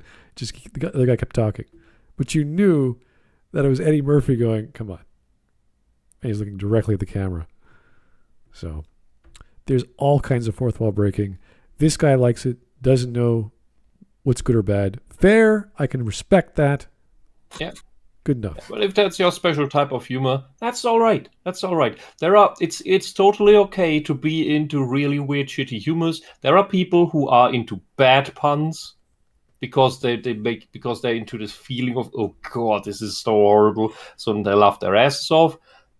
I like grammar jokes. Barely anyone likes grammar jokes. Barely anyone notices grammar jokes, and even less people make grammar jokes. You have to read Terry Pratchett or Walter Mörs in order to find grammar jokes. That's the British. It's only like I think Douglas Adams did a few, but you have to be on only the top tier literary geniuses do them. And that's only if they write comedy. Yeah, mainly. It's kind of goofy comedy too. Yeah, I would assume Tolkien would be able to, but sure. I don't think he ever did. I do want to say something about comedy real quick. The whole ashamed of a joke, I can see where he's coming from, considering that, well, one, I'm a person of dark humor where I love it. And two, I'll admit to being ashamed of laughing at a fart joke, because I know a lot of people hate them. You grow out of it. It still felt funny because the farts were always like plot devices. They worked because they influenced the plot. They weren't just like I don't know. So you are a fan of quality fart jokes. Like, when the person who farted, it took out a few police cars that were chasing him. A fart connoisseur, if you will. It's something like that. It's the Bad Guys movie. Has anyone seen it? No. No. I definitely recommend watching it. They did fart jokes a lot better than everyone else could do a fart joke. They made them work, in my opinion. Well, that is certainly an achievement. Me, I'm just Leslie Nielsen looking up the ladder saying, nice beaver. And they bring down the stuffed beaver. That's me. That's my comedy. Yeah, there's a lot of those in the Naked Gun. All right, let's see what he's talking about here with his love of fourth wall comedy. Why is the fourth wall breaking comedy in Ibari-kun not just the worst thing in the manga, but the worst thing in manga in general? I have as much rage for these jokes as I do for Jonathan Joestar. That may not mean a lot to you, but I can assure you that is a lot of rage. And there are funny fourth wall breaking jokes here, but they are so rare and there are so many that it just breaks me. It really does. Every time I see the author's avatar pop up, I want to punch him, and it just doesn't pop up. There are chapters where we have 2, 3, 4 pages. Okay, so he just loves fourth wall breaking jokes, except when he doesn't? Is that it? This is a weird. So he thinks these are the bad ones. I guess this looks like the end of chapter joke that some authors do. This is maybe a bit elaborate, but it's mainly the what was it called? Many manga do the chikoma at the end. Some manga are just chikoma, like the 4-panel jokes. This is more than 4 panels, of course. But yeah, it's like having a fourth wall breaking thing at the end of a chapter in a comedy is nothing. Yeah, this is what's special. referred to as an omake or something after the fact, like the stinger at the end of a film. So it's just extra stuff. It's not part of the main story, which is okay. Can you go up? Because I don't think this is even a joke here. So let's read this page. Bit more. Can I go up one more time? Okay. Not mean a lot to you, but I can assure you that is a lot of rage. And yeah, it's just. So what do we have here? He's watching a thing. He says draft all white. Okay, so he doesn't have a draft. Pretty. Okay, but it's not pretty at all. Wow. There are funny fourth wall breaking jokes here, but they are so rare and there are so many that it just breaks me. It really does. So counting backwards, I have 15 hours until the deadline, and yet I still haven't even done the storyboard. This is not a joke. This is just the mangaka telling you about, oh my god, I have a deadline. I still haven't done the manga. I still haven't done the page. Right. I am under so much stress. This is like manga 12. I have artist block. This is not a joke. This is just the mangaka being like, oh god. Yeah, it's like I'm under stress. You could say this is a slice of his life. Well, you get this almost every other manga I've read. There's this episode 12.1. It should have been episode 13, but they didn't have enough time, or it came late, and they say, sorry, I'm sick. Sorry, the publisher did this. Sorry, blah blah blah, and they have to publish something. And this is what we get. We get this 2-page. So they do the recap? Little thing. Oh, sorry, my house blew up or whatever. And I got to tell you that because nothing happened in terms of work. That's it. This happens all the time. I got a question. Is this guy like complaining that this is just in here in general, or is this like in the middle of the story? No, he thinks that this is a fourth wall breaking joke when this is just off a commentary. Yeah, this happens a lot. I see this. He doesn't understand this is. He doesn't understand this is just off a commentary. Yeah. Not only do I see this with the actual mangaka who does this in their work, I see this from the translation team. I see this from the colorer. I see this all kinds of times. Even in the back of Marvel comics, you'll get with Stan's Corner or whatever it was, you'll get the people talking about how they wrote the thing or they had problems or this or that. This is pretty common. So I think because this could have been part of the story, or the omake was just packaged in with the manga because why not? That's why it was there. He didn't like it because he likes better fourth wall jokes or something. I don't know. Yeah, but this isn't even a fourth wall joke. This is just the author telling you something about his work. Yeah. About his work process that he's stuck right now. So, also, did this guy just say that he hates Jonathan Joestar as well, the guy that made this video?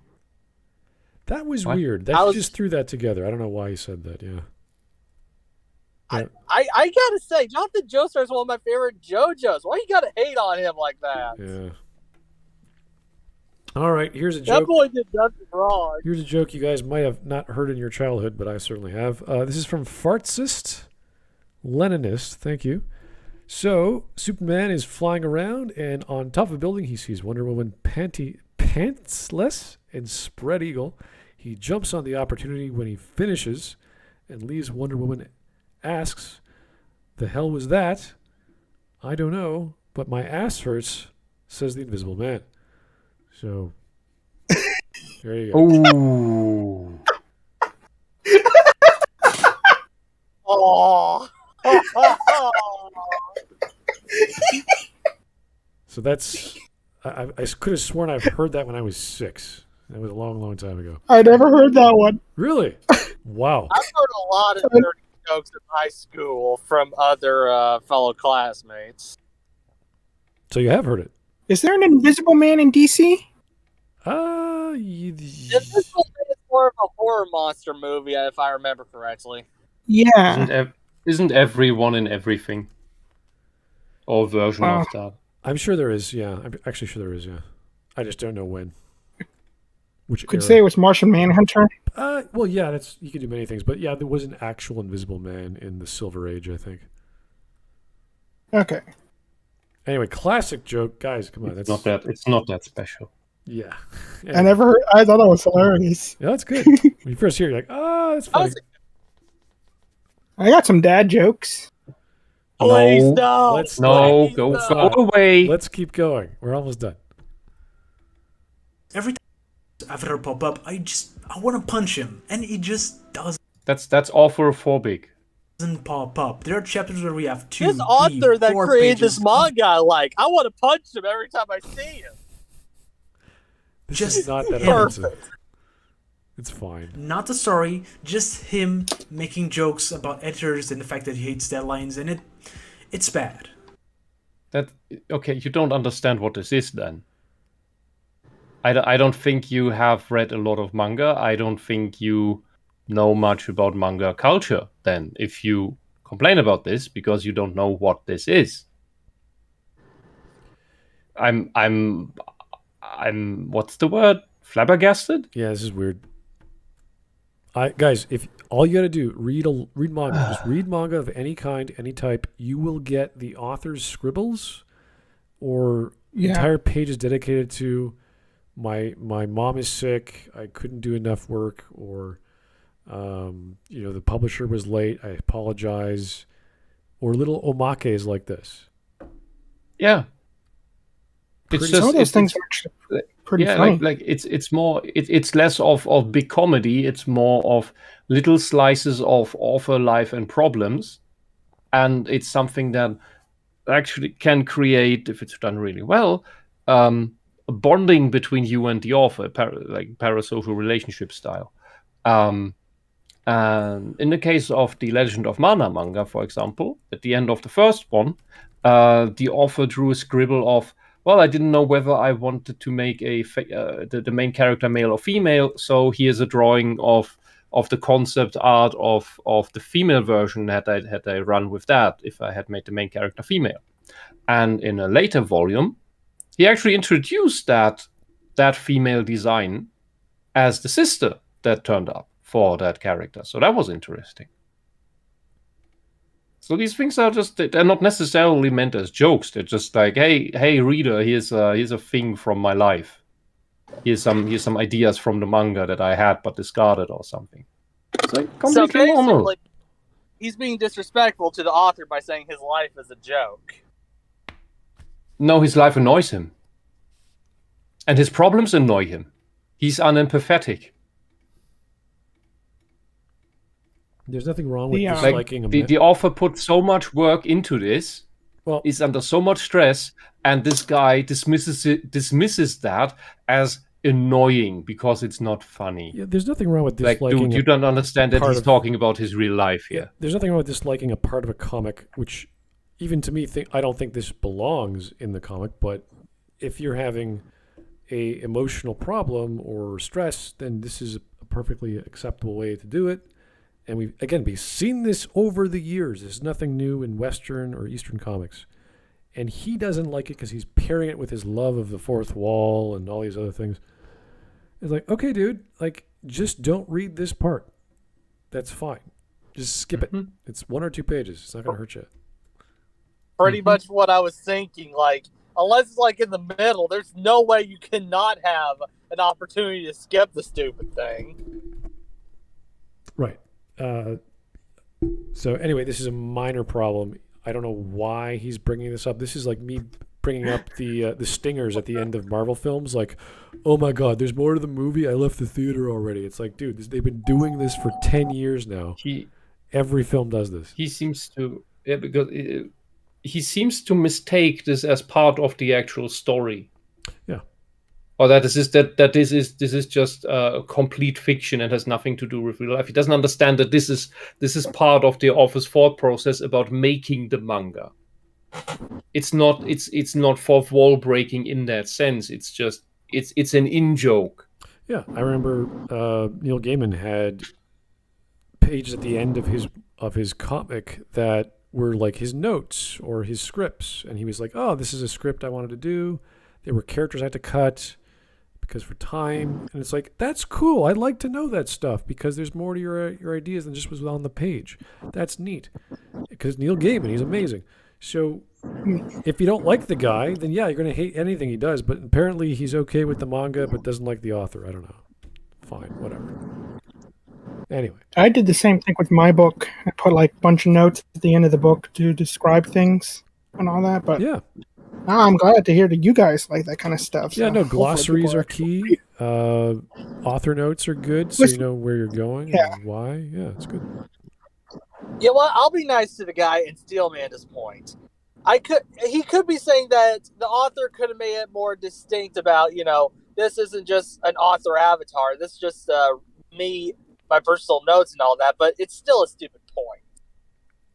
Yeah, I think he just doesn't understand it. Yeah. Right. I do like to play devil's advocate, or try to at least. It's okay. That's All right, okay. let's keep going. We're almost done. It's really, really, really bad. It feels like the author wants to make the story about himself. And there are good biographical manga that are inserted. That's what it is. Anyway. It is about himself. We get You it. are an empathetic idiot. Let's just keep going. This is so stupid. God. Let's just keep going. We know the answers. My God. I just want to read Ibari-kun, not dickish. Iguchi-kun. Sorry, I don't care about all your alligator jokes with your editors. Just show me if they're going to see Ibari's chest or not. Please. What? I need to hear that again. Yeah, What that the was fuck? weird. Yeah. It's really Iguchi-kun. Sorry, I don't care about all your alligator jokes with your editors. Just show me if they're going to see Ibari's chest or not. Just show me if they're going. Like, what? Why Who does can that see matter? Hibari's chest? It's a guy. What does that matter? Who does he want to see Hibari's chest? Yeah, the guy cross-dressing. He wants to see, like, what? Why? Well, I don't know. You are creepy. That's weird. He knows it's a You guy, want so this? why would You you want look this at the guy? simple? He wants the simple cross-dressing comedy to become an edgy thing. Does he like guys? Is that the thing? He says he's heterosexual, but he wants to see a guy's drawn chest. Like, okay, why? Do you have what was it called? Gynandromorphophilia? Did you say Ganondorf? Fucking hell. What did you say? Gynandromorphophilia is the attraction to biological males that appear female. Oh, all right. So in short, the simplest form is probably the dick girl. Oh. All right. You're weird. Anyway, let's just keep going. And by the way, chapter 52, it's just him. There's no Ibari, there's no sorry, it's just him. I want to punch him. Can you pronounce H? What is his first language? I have no idea. Where's this guy's from? Is he I don't know. Eastern Indian? I don't know. It's hard to... Saudi Arabian? I can't figure this guy out. New Yorker. I was wondering why he kept saying Ibadi when it's Hibadi. Yeah, so this is what I said before. Sometimes entire chapters are little 10-pagers of whatever the artist wanted to, or the mangaka wanted to do, because life got in the way, and that's that. That's totally fine. Yeah. That's a filler because no time to make actual thing. Yeah. And it's that there's still something. It's not the thing that was supposed to be there, but it's something, and the editor can still say, okay, we have this comedy bit, get your life in order, finish your mourning for your lost family member or whatever. Next time we get a real chapter again. All right. Like, have some compassion. This is a really, really hard industry. Here is... And I very much doubt that you paid for reading this manga. Yeah, for sure. Here is Smarvin. Thank you, Smarvin. Did you guys hear the one about the Jew in Auschwitz, oh boy, who the commandant forbade him going to the gas chamber because the Jew was a known fart fetishist. Also, I'm a bit late. Has the guy made any points that stand to scrutiny? Not really. Yeah. He's pissing me off. Not really. I think he wants an edgy cross-dressing manga. Yeah. He likes it because she's of a strong personality, I guess. I think he wants Mary Sue. I think he just wants Mary Sue characters that are cheered on. I don't know. And don't have to face any adversity, no negativity, like just some celebration of being trans or some shit like that. I think this is just. Dude, then you just have to read Marvel comics and you get that bullshit. That, by the way, has nothing to do with real trans shit. In this case, he's Which just is what I said mentioning earlier. Which is something I said earlier. I said, why does having negative character traits on somebody a bad thing when it comes to storytelling?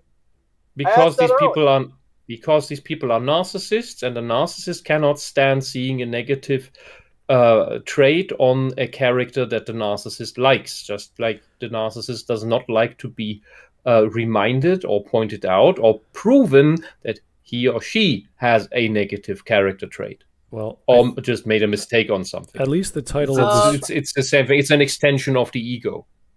I would say I'll say it's even worse than narcissism, because I'll admit I could be a narcissist at times. No, that is just narcissism.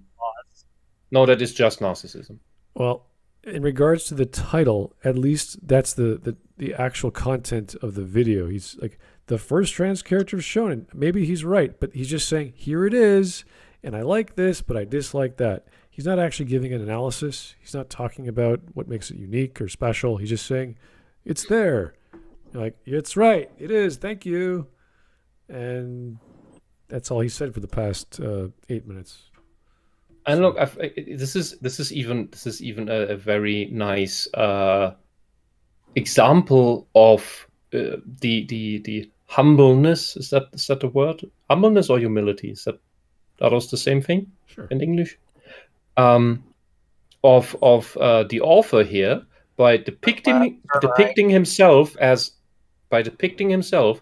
a fat little ugly guy. That is, he has humor about himself. I find this is an endearing part about Japanese culture. Well, I'm doing the direct opposite because I'm drawing myself right now. And it looks nothing like that. All right, let's keep on going. So bad. And Iguchi, I do have a question. If you know how to draw really well, why don't you? Seriously, the manga covers of the complete edition are fantastic. The chapter covers are fantastic. It shows Hibari in really fashionable styles. A lot of them including influenced by Boy George, which is fitting, and Cyndi Lauper, which I'm all for. I love Cyndi Lauper. But most of the manga, however, looks bad. And it's not bad as in bad art. The mangaka again clearly knows how to draw well, and he draws a very simplistic but readable and sometimes cute style which fits the gag genre. But he also draws a lot of these ugly, huge headed characters. Like 90% of the manga is in this style, and it's just so ugly, and I don't know. It's simplistic and quick. Yeah, so he's saying the covers look really good, so they spend more time on them. I was like, duh.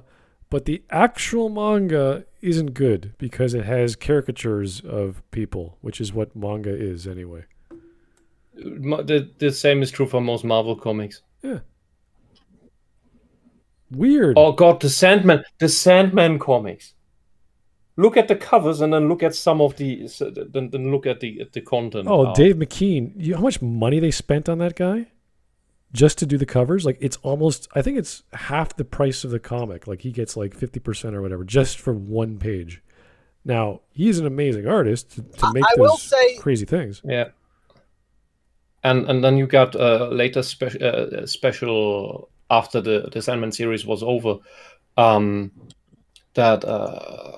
the Silkman was one of the antagonists in the Sandman story, and there was a special with just him in the I think in the between spaces between the universes, and that entire thing was beautiful. Yeah, that was entirely but a beautiful art style, they not just hired- the cover. They hired multiple artists over the years per chapter even. So every time you picked up a Sandman comic, you're like, whoa, that does not look like Sandman. And then the next month you get something different. It was really wild. I think the first ones Gaiman drew himself, which is why they're so out of whack and out of proportion. No way. But Gaiman drew it himself? I'm not sure, but I think I've heard that. I've only read the first volume once. There are things that are because they're so out of proportion, so askew. Like it's someone who's just really drawing seriously for the first time. But there are some really amazing artists throughout the Sandman series, and then they had like 2 or 3 books in a row. This guy who just does these every panel like a church window, and that is an interesting style for a time. But they had him for 2 or 3 books, and it annoyed me so much that I was about to just drop the series. Thankfully, for the last chapter, they got someone really, really good, and for some final panels, it was a fitting style, the church window style. But doing that for 3 books, just like fucking stop with this. This is something you do for an artistic outlier, an artistic peak, but not your entire fucking book and not several of them, please. It was the same with Mike Carey's run of Lucifer. You know, it's like, okay, Sandman universe, but then you actually go through the 100 episodes. You're like, this is episode 20. Yep, so weird. Yep. Lucifer has a consistent style. Yeah, not in the Sandman comic, but definitely in the Lucifer comic, yeah. No, in the Sandman comic, Lucifer was there like for 1 page, and looked different. In the Lucifer comic, the Lucifer comic was a consistent, relatively good quality comic style, and that was okay. Sandman is just an art piece that's all over the place. Yeah, I'd say so. Okay, so he doesn't like the art style. Fine, fair enough. I've read Dr. Slump and it's the exact same, and both series ran around the same time, so maybe it was just the style of the time. Or maybe Iguchi was just simply inspired by Dr. Slump itself. But Toriyama's chibi characters look very cool and aesthetic in a way that Iguchi's really don't. Finally, have you ever read Shinjan? Nope. Because these drawings are just a few steps above that. This is fine. I'm not seeing a huge problem.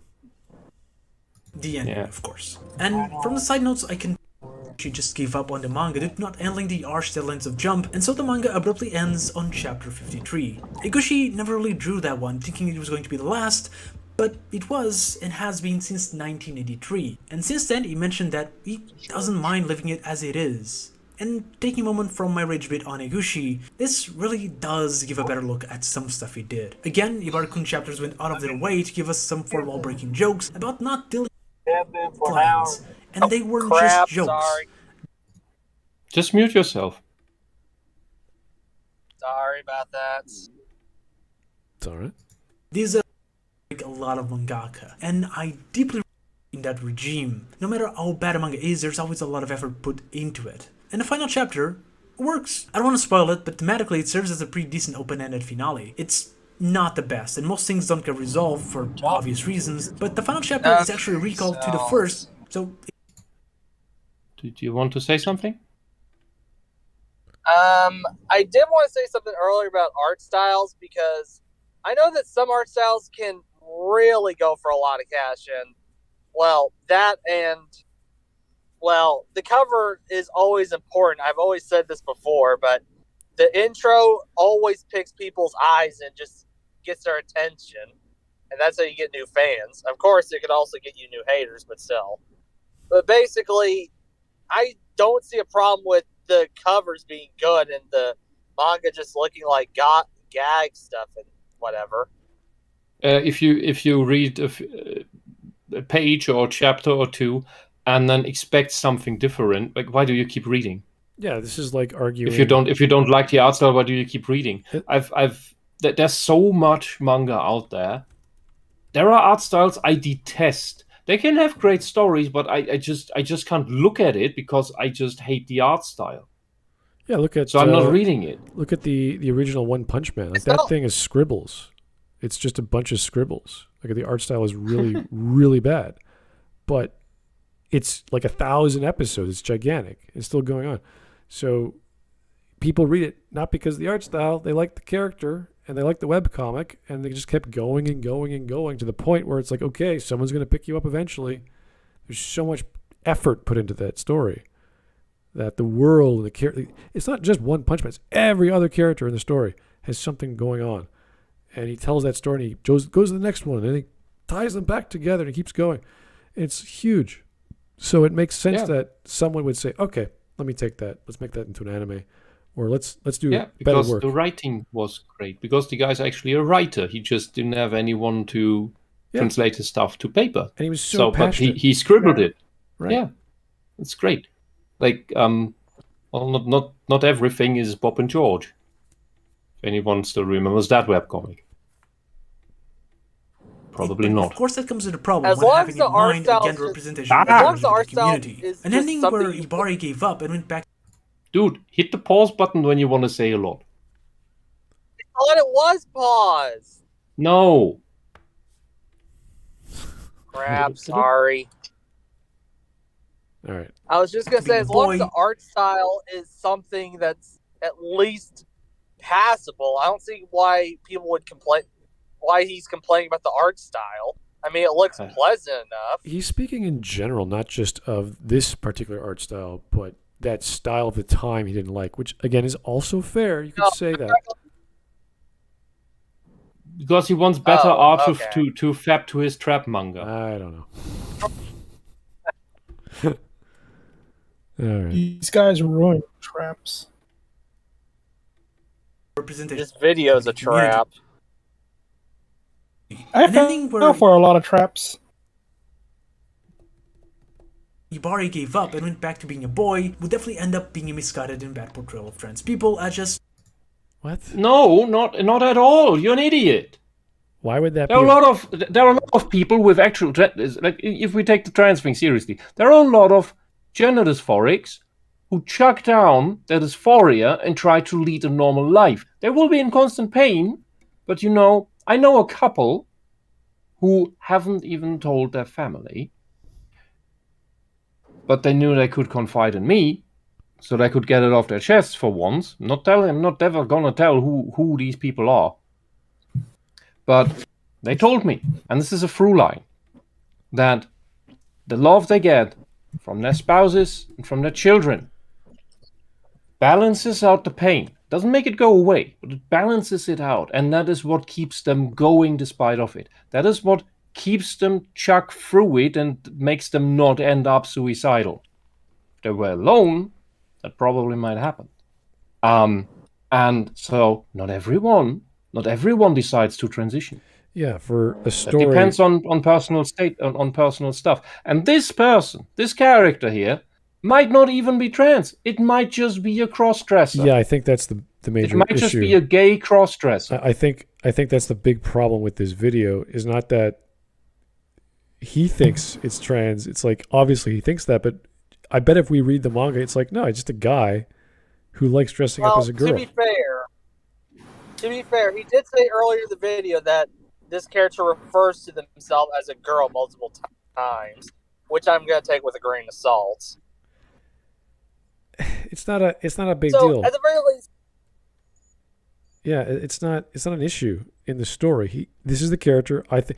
There's a well-known stage production called Kinky Boots. It's about this little black boy who grows up to be a drag queen.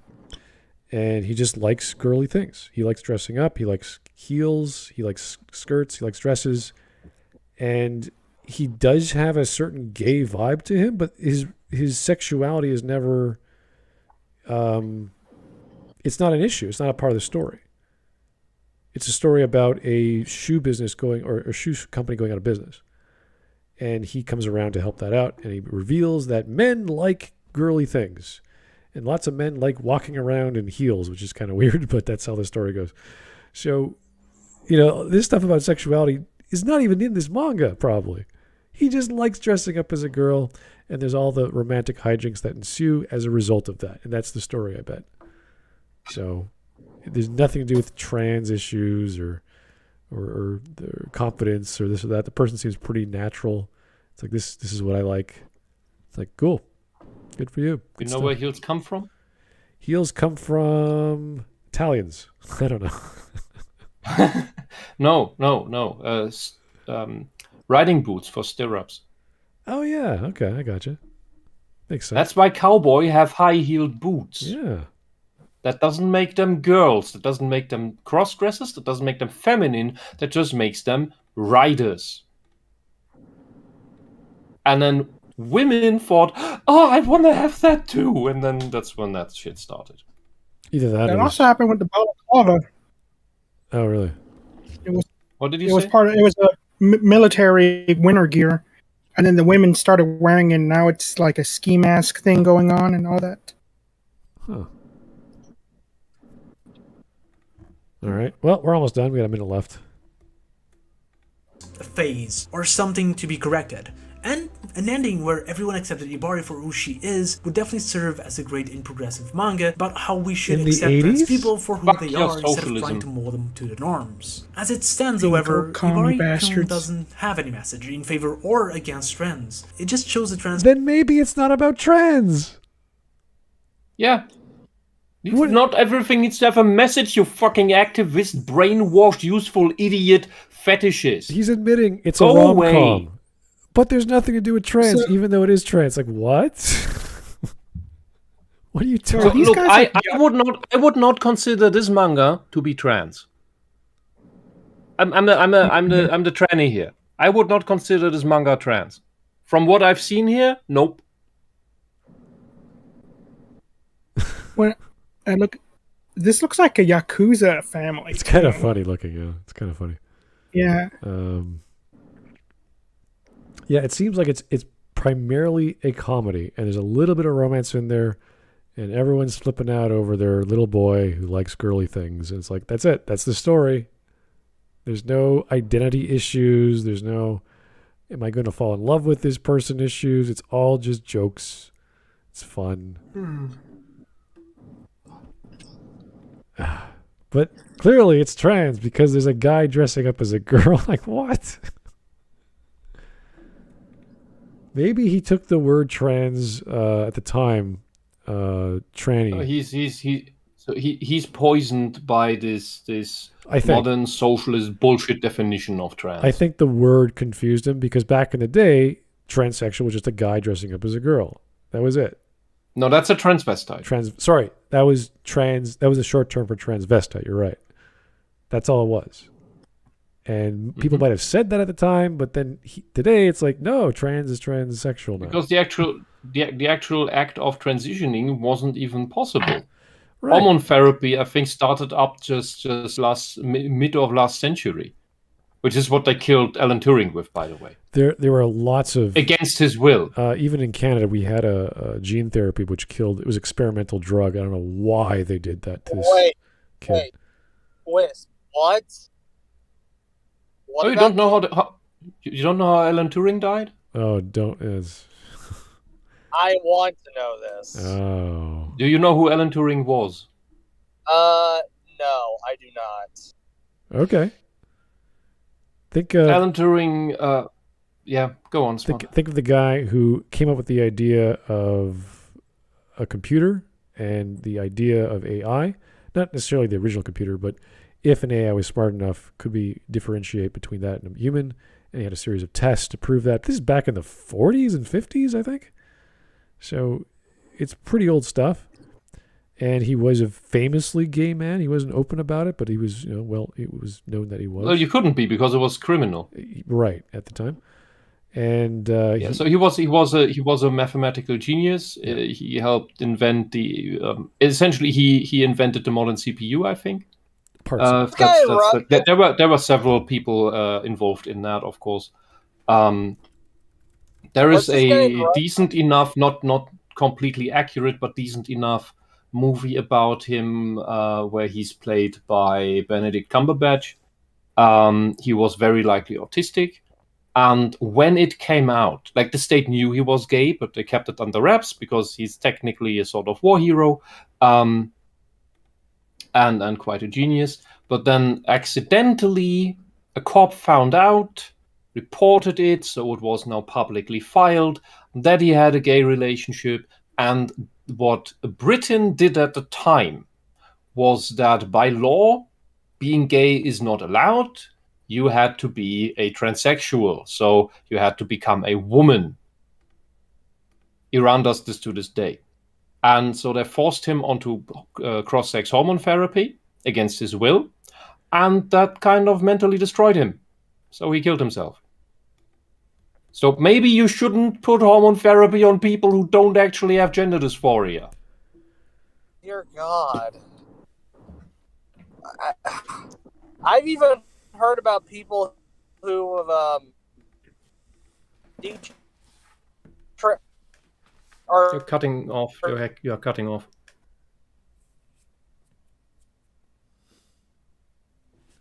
Okay, now you're dead. Maybe it's just waiting.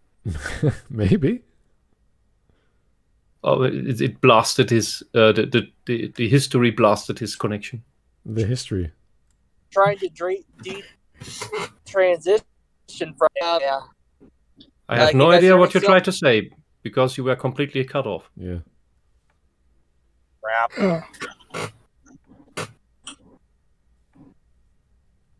All right, we're gonna keep going. We're almost done, Let's guys. finish. Yeah. Yeah, let's finish it off. Okay. Oh yeah. Want to change her for a bit, and then it ends. Ibarikun is an interesting manga to read if you have in mind when it came out and some of its themes. But overall, it's not the best. At the end of the day, it's a gag manga that likes. So he can't. I am okay with being unable to, pronounce a loud H, but I don't understand why you can't pronounce a silent H. I'm confused. It's kind of funny. Does he? I didn't pay attention. Did he pronounce the correctly? He does have a problem with the letter H. Yeah. So that was then he should be able to say themes. Yeah, we heard that 5 minutes ago in this video. You can, yeah, or you can just do it the German way and just use the letter F instead. The themes. All right. Joke generally funny, but it's not without some merit. And the story, for how short it is, can definitely be enjoyable at times. You can say it in if you without. want more LGBT manga recommendations, last year I made 5 of them. Oh, no, go away. One of them is Ibarikun. Oh. There are another 4, so if you want to check them out... No, go away. LGBTQ+. Go away. You have shit taste and you don't understand anything about any of this. Oh, dear. I'm gonna read Time of the Evil. 5 years ago, this cis and hetero-splaining was considered to be haram by the socialist activists. Now we hear of it all the time, and all these non-gay, non-trans people are telling us what would be really good to read and what would be bad to read, and it's offensive. Like, how the fuck do you know? Because while they weaponize that idea that if you don't actually are of the thing, you don't actually have the problem, you don't understand the issues properly, so you don't really know what the people need, so maybe just let the people themselves speak. There is a grain of truth to that. They, of course, just weaponized it to shut down people in general who they didn't like. But now, all the time, it's okay for these people, as long as they speak for the dogma, for the agenda, to tell us what to like and what to be offended by. And that pisses me off. All right, I'm just going through our stream memes here. If we nuke France, would we get French anime? Yeah, apparently. That's how it goes. Oh, boy. Oh, crud. I was going to do that. Mr. Information, Misinformation. Oh. Is that The Undertaker? I can't remember what he looks like. Beast Wars, Transmetals? Oh, it's a game. Wow. Why have I not seen that before? Okay, that one is... Is that a crab? What is that? Holy crap. The Oto Kanoko trope is actually a trans ally. No, it's fucking not. Stop. Bang. Holy hell. Oh, that's a nice meme. What is this? I don't know where this is from, but it's a nice meme. Yeah. Wow. It looks familiar. Looks like some old sci-fi thing. Reminds me of like a Gantz plot, but like 90s something. Oh, it reminds me. I never read Eden. That is some brain fuck. Well, there's lots of weird violent stuff, manga that I've never touched that is weird like this. Okay, we're here to reclaim our word. Tokunoko. And then they just light everyone on fire. Trap and femboy. Okay. Apparently they killed those already. Crab I have a bit of a difficulty interpreting this meme. Okay, this is weird. Crab boiled in Pepsi Max for 2 hours, served in a baguette. Sorry for good quality. What? Why? I was tired of the sun always blinding me while I'm on the computer. I wanted rain, and I thought the best way to do that was to make God cry. Huh.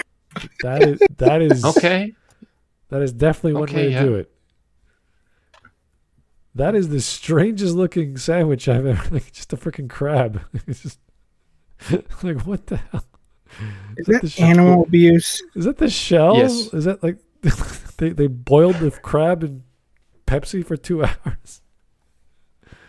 Why would you use pop? That's weird. Oh, I know what this is. It's a Movie Bob crab sandwich.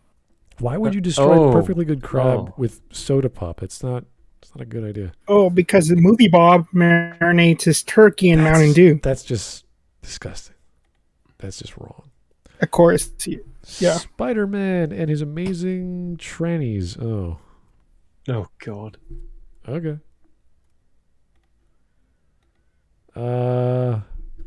Web Weaver. Oh yeah, that's that is the new gay Spider-Man. Why? Yeah. Why is there a gay Spider-Man? What? Because everything honest, needs to be gay now. Yeah. It's because there totally isn't an agenda. You know, it's a conspiracy theory of the alt-right. You know. Yeah. And here have gay Spider-Man. Like what the fuck? I ruined an entire. I don't mind the boys. costume. The girls starter pack. What the hell is this? Oh my god! What are these pictures of? Vosh, and you have Hassan and Vosh, Soy People, Hassan, and this is Ethan, one of the Ethans. Yeah. And then all the bullshit flags. Holy hell. One worse than the other. Yeah, this is ugh. At least that's the original rainbow flag on it. Men, today we fight under our new banner. I hope we lose.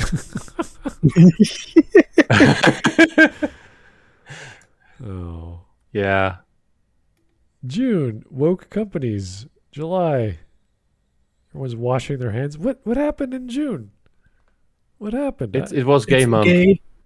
Oh, there was a really badly written gay game with alleged trans characters that got from I think it was from the guys who made the Life is Strange game. Oh. And they allegedly got real trans people to help them write the story.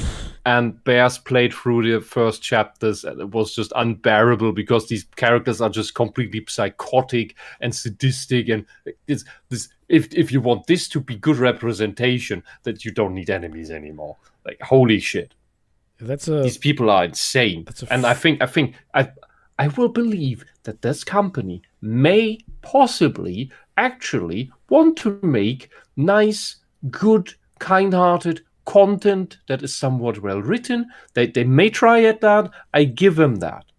I give them that they want to do that. But I think they got scammed by believing these horrible, psychopathic, sadistic ideologues that they actually represent us. All right, here's a really good meme. The lessons from cartoons throughout the decades. In the 80s was knowing is half the battle. The 90s was X-Men. Being different can help you be great. Okay. The 2000s was change and adversity can make you stronger. All right. And 2010s, we have She-Ra. Being a genocidal maniac isn't a big deal if you're gay and socially awkward. Porky. I never seen the show. Didn't this come out in the 20s? I don't remember. Yeah, but the shit started in the 10s. That is true. There's a threat on Earth. Steven Universe. Stuff. And Kratos is like, what? Press circle to continue. Yeah. Quick time event. Press A button. Bam. There's a threat on Earth. Steven Universe. Bleh. And then there's Pac-Man, who just eats everything. Like Kirby. Could also be Kirby. Yeah. A show that tries way too hard to be anime. Okay. There's the anime version of Steven Universe. That actually looks not bad. A show that should be anime and even a manga. X-Gen 9. Jenny the Teenage Robot. Ah, crap. Did I finally connect back?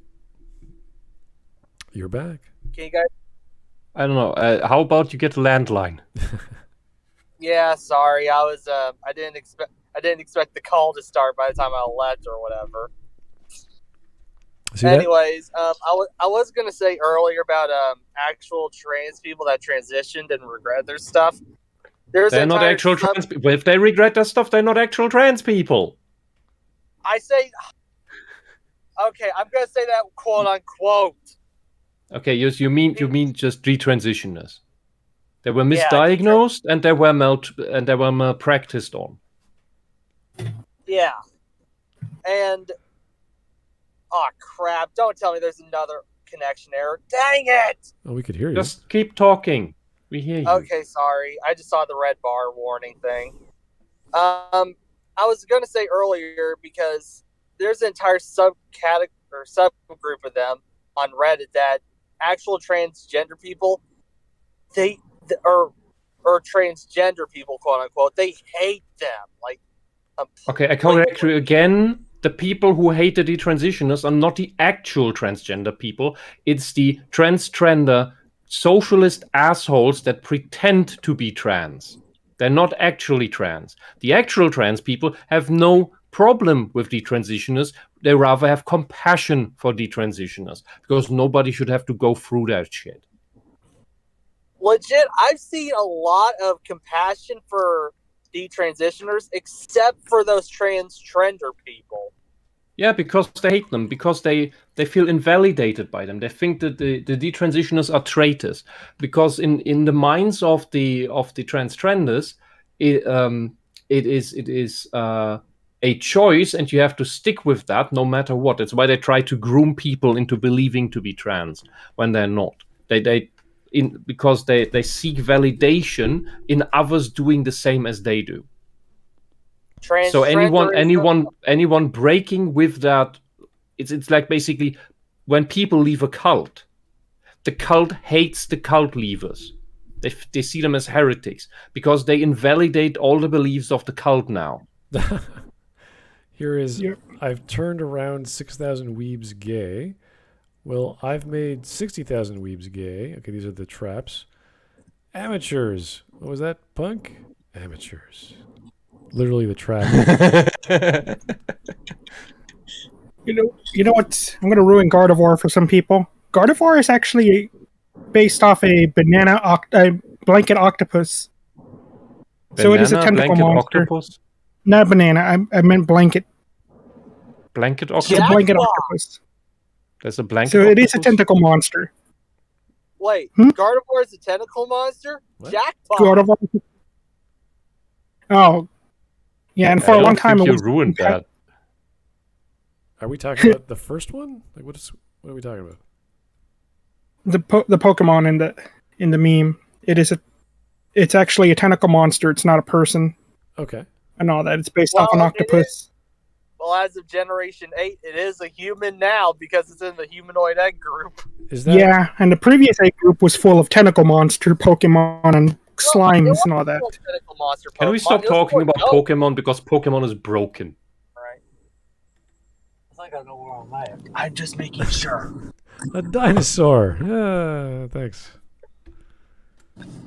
Oh. Yeah, the egg group Gardevoir was in, it used to be just ghosts and sludge and shit. Stop it! We're talking about dinosaur mammal things. Well, that's not a dinosaur, that's a reptile. So it's not a horrible lizard, it's just a lizard. Yeah, it is an actual, like, big lizard. Oh, so not... Never mind. I'll just keep going. This is what I dropped that startled Whisp. Oh, wow. I dropped that. It's a pretty... Don't drop that. It's a Nerf gun. That's a pretty cool looking gun, yeah. It's a Star Wars Nerf gun. Yeah, it's the first order E11 blaster, but I painted it to look more like the original E11 blaster. Oh. I just messed up one part of it. Like the not bullshit Star Wars. Exactly. The only Star Wars. All right. Very good. The Sopranos. Italians are naturally immoral demons who cannot function in human society. What? Every time online, or most of the time online, that I've interacted with every time that I've interacted with an Italian, they have cursed the day I was born. That's how much they hate me. Okay. I knew an Italian guy as a joke. I said to him, Tony, I learned how to speak Italian, and all I did was wave my hands around.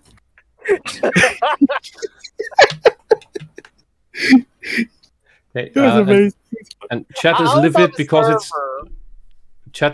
because it's not a dinosaur, it's a synapsid. Sure. I actually was on a server that was all about talking about, I guess, I don't know, whatever. I was making a joke about American pizza tasting better than Italian pizza. One Italian person got so mad. There are very good Italian pizzerias, and there are very good American pizzerias. They're all over the world, so it doesn't really matter where they come from these days. So naturally, when I saw he got mad, I just kept pushing it. Yeah. No, it's funny because people are very defensive about their culture, but you have to understand that when you go to America, things are a little more competitive there compared to the culture of, well, any major city of Italy. So things change much faster in America, and that usually breeds better stuff. But there's something to be said of the classics, of course. So it's the same with certain Italian pizzerias in New York. They don't change too much, and they're consistently good. Depends where you go. So everyone has their own preference. Pizza is not some big one name, one size fits all. It's always different. And just look at America and the styles of pizza that have come out, like the Boston style, the Buffalo style, of course the New York style. They're all different. So there's something for everyone. That server. The funny thing is about that server, the first day I entered, people were roasting a furry moderator. Mod got mad and posted furry porn on there out of spite and left, and everyone was going, "What the heck?" I was just thinking, this is a perfect first day. Yeah. All right. Caporal, you're giving us some drawings here. What is that? That's actually what I was working on. All right. It's going to replace I was considering replacing the Boba Fett with that. Oh, I think that's what I was drawing. And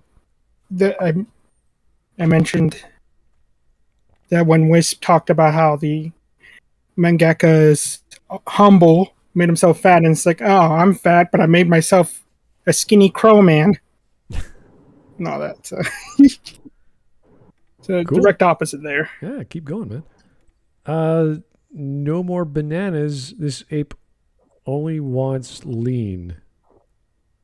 I do not understand. Why is he swallowing a spoon backward? What the hell is going on? Why is there the head of a black man that has a orange, what is that, purple aura? I do not understand. Some of the memes from Francisco Bordo Coppolino, I do not understand. This is really... Like, I understand, I can figure out Mike Testa super chats and memes, but I cannot figure out this. This is beyond me. To be fair, you have to have a high IQ to understand Rick and Morty. I mean Francisco memes. Shut up. Corporations after Pride Month in full HD. I'll watch that later, Joe. Thank you. That is very, very loud. It's a very loud one. This image still makes me laugh. Lesbian. I guess that's a fairy type. Lesbian? Well, there is a fairy type, Eevee. All right. Yeah, that's what I'm saying. I guess this is a fairy type. Oh, no, okay. no. Don't you get the joke? I know, but I won't say what other type it was, but that'd be even worse. All right. Well, the rest are all from Chaos Jester. They're all videos, so I don't want to get struck down, so I'll watch them later. Okay. Sorry about the disconnecting stuff and all that. That's Just all right. get a landline. All right, guys. Well, this channel was all about manga, so he seems to be a newbie to manga because I've read probably more than he has. But maybe you might want to check him out. He's just a little left on the scale when it comes to words, understanding what words mean. But a lot of his opinions seem to be just that. That's fair. He doesn't like certain things, and that's totally cool. There's not too much ideology aside from some words he doesn't quite grasp, but I think he's just confused. Yeah, that's fair. Most people that talk He about is a bit selfish, I will say that, considering how he treated the author stuff at the author segments. That's was just being an asshole. That was weird, yeah. Yeah. I don't mind disliking things that should not be. Like, if I want salad, I don't want suddenly Coca-Cola with, like what are you doing? Don't do that.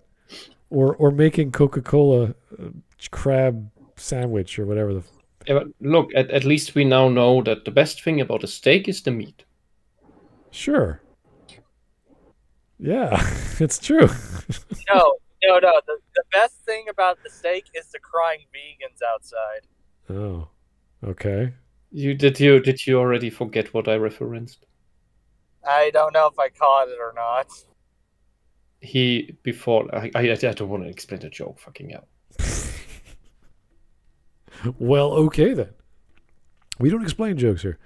That was not horrible, not bad, not good, but didn't hurt me. So he wasn't a complete lunatic. He was not completely crazy. He did not invent a narrative. It's a very good change from the last 2 weeks, so I'm pretty happy with that. Yeah. So, and that's considering we also had a Maggie May Fish video, which was the weirdest we've ever seen. So, oh god, wow, that was a peak finisher. That was even experimental for Maggie. I'm like, oh my god, Maggie, turn it down, please. Look, for being out of under 40-minute material, it's pretty. It's like the good it's the finale of Maggie Mayfish. I don't know. I think she had a rough month and she just had to do something to make a video, and that was it. So she was under a lot of stress, I guess. I want all these guys to keep making more videos because they're hilarious and we love watching them. So, yeah, guys, that's it. Thank you so much. Thanks, Copperell, for popping in. We had no one, and of course, Chaos Jester for making the effort and having all your technical problems be resolved at the end there. We appreciate that. I'm sorry. No, it's fine. I'm sorry. Oh, you still have it's still a shitty mic and Wi-Fi. That's not solved. It's just the fact that I was kind of in the car with my pawpaw still. Right. And I have no idea what you just said. He was in the car. Me and my pawpaw was... Your purple? Pawpaw. Grandpa. Anyway, Grandpa. what? Oh, It's grandpa. it's how Southerners say pawpaw. Or grandpa. Right. Okay. Well, guys, keep the suggestions coming. Keep the voting going as well. Tomorrow, I'm not sure what we're doing because it's a Friday. We usually have return to normalcy at the end of a new month. It is a vacation it's a national holiday tomorrow in Canada, and America has theirs on Monday. So it's a long weekend for both of our countries. So happy 4th of July. We'll get there on Monday for another Weeb Day, which we were 4 days late actually on this one. So happy Canada Day tomorrow if we don't see you. But thank you for attending. We'll talk to you real soon, and have yourself a good day. Have a good day, everybody.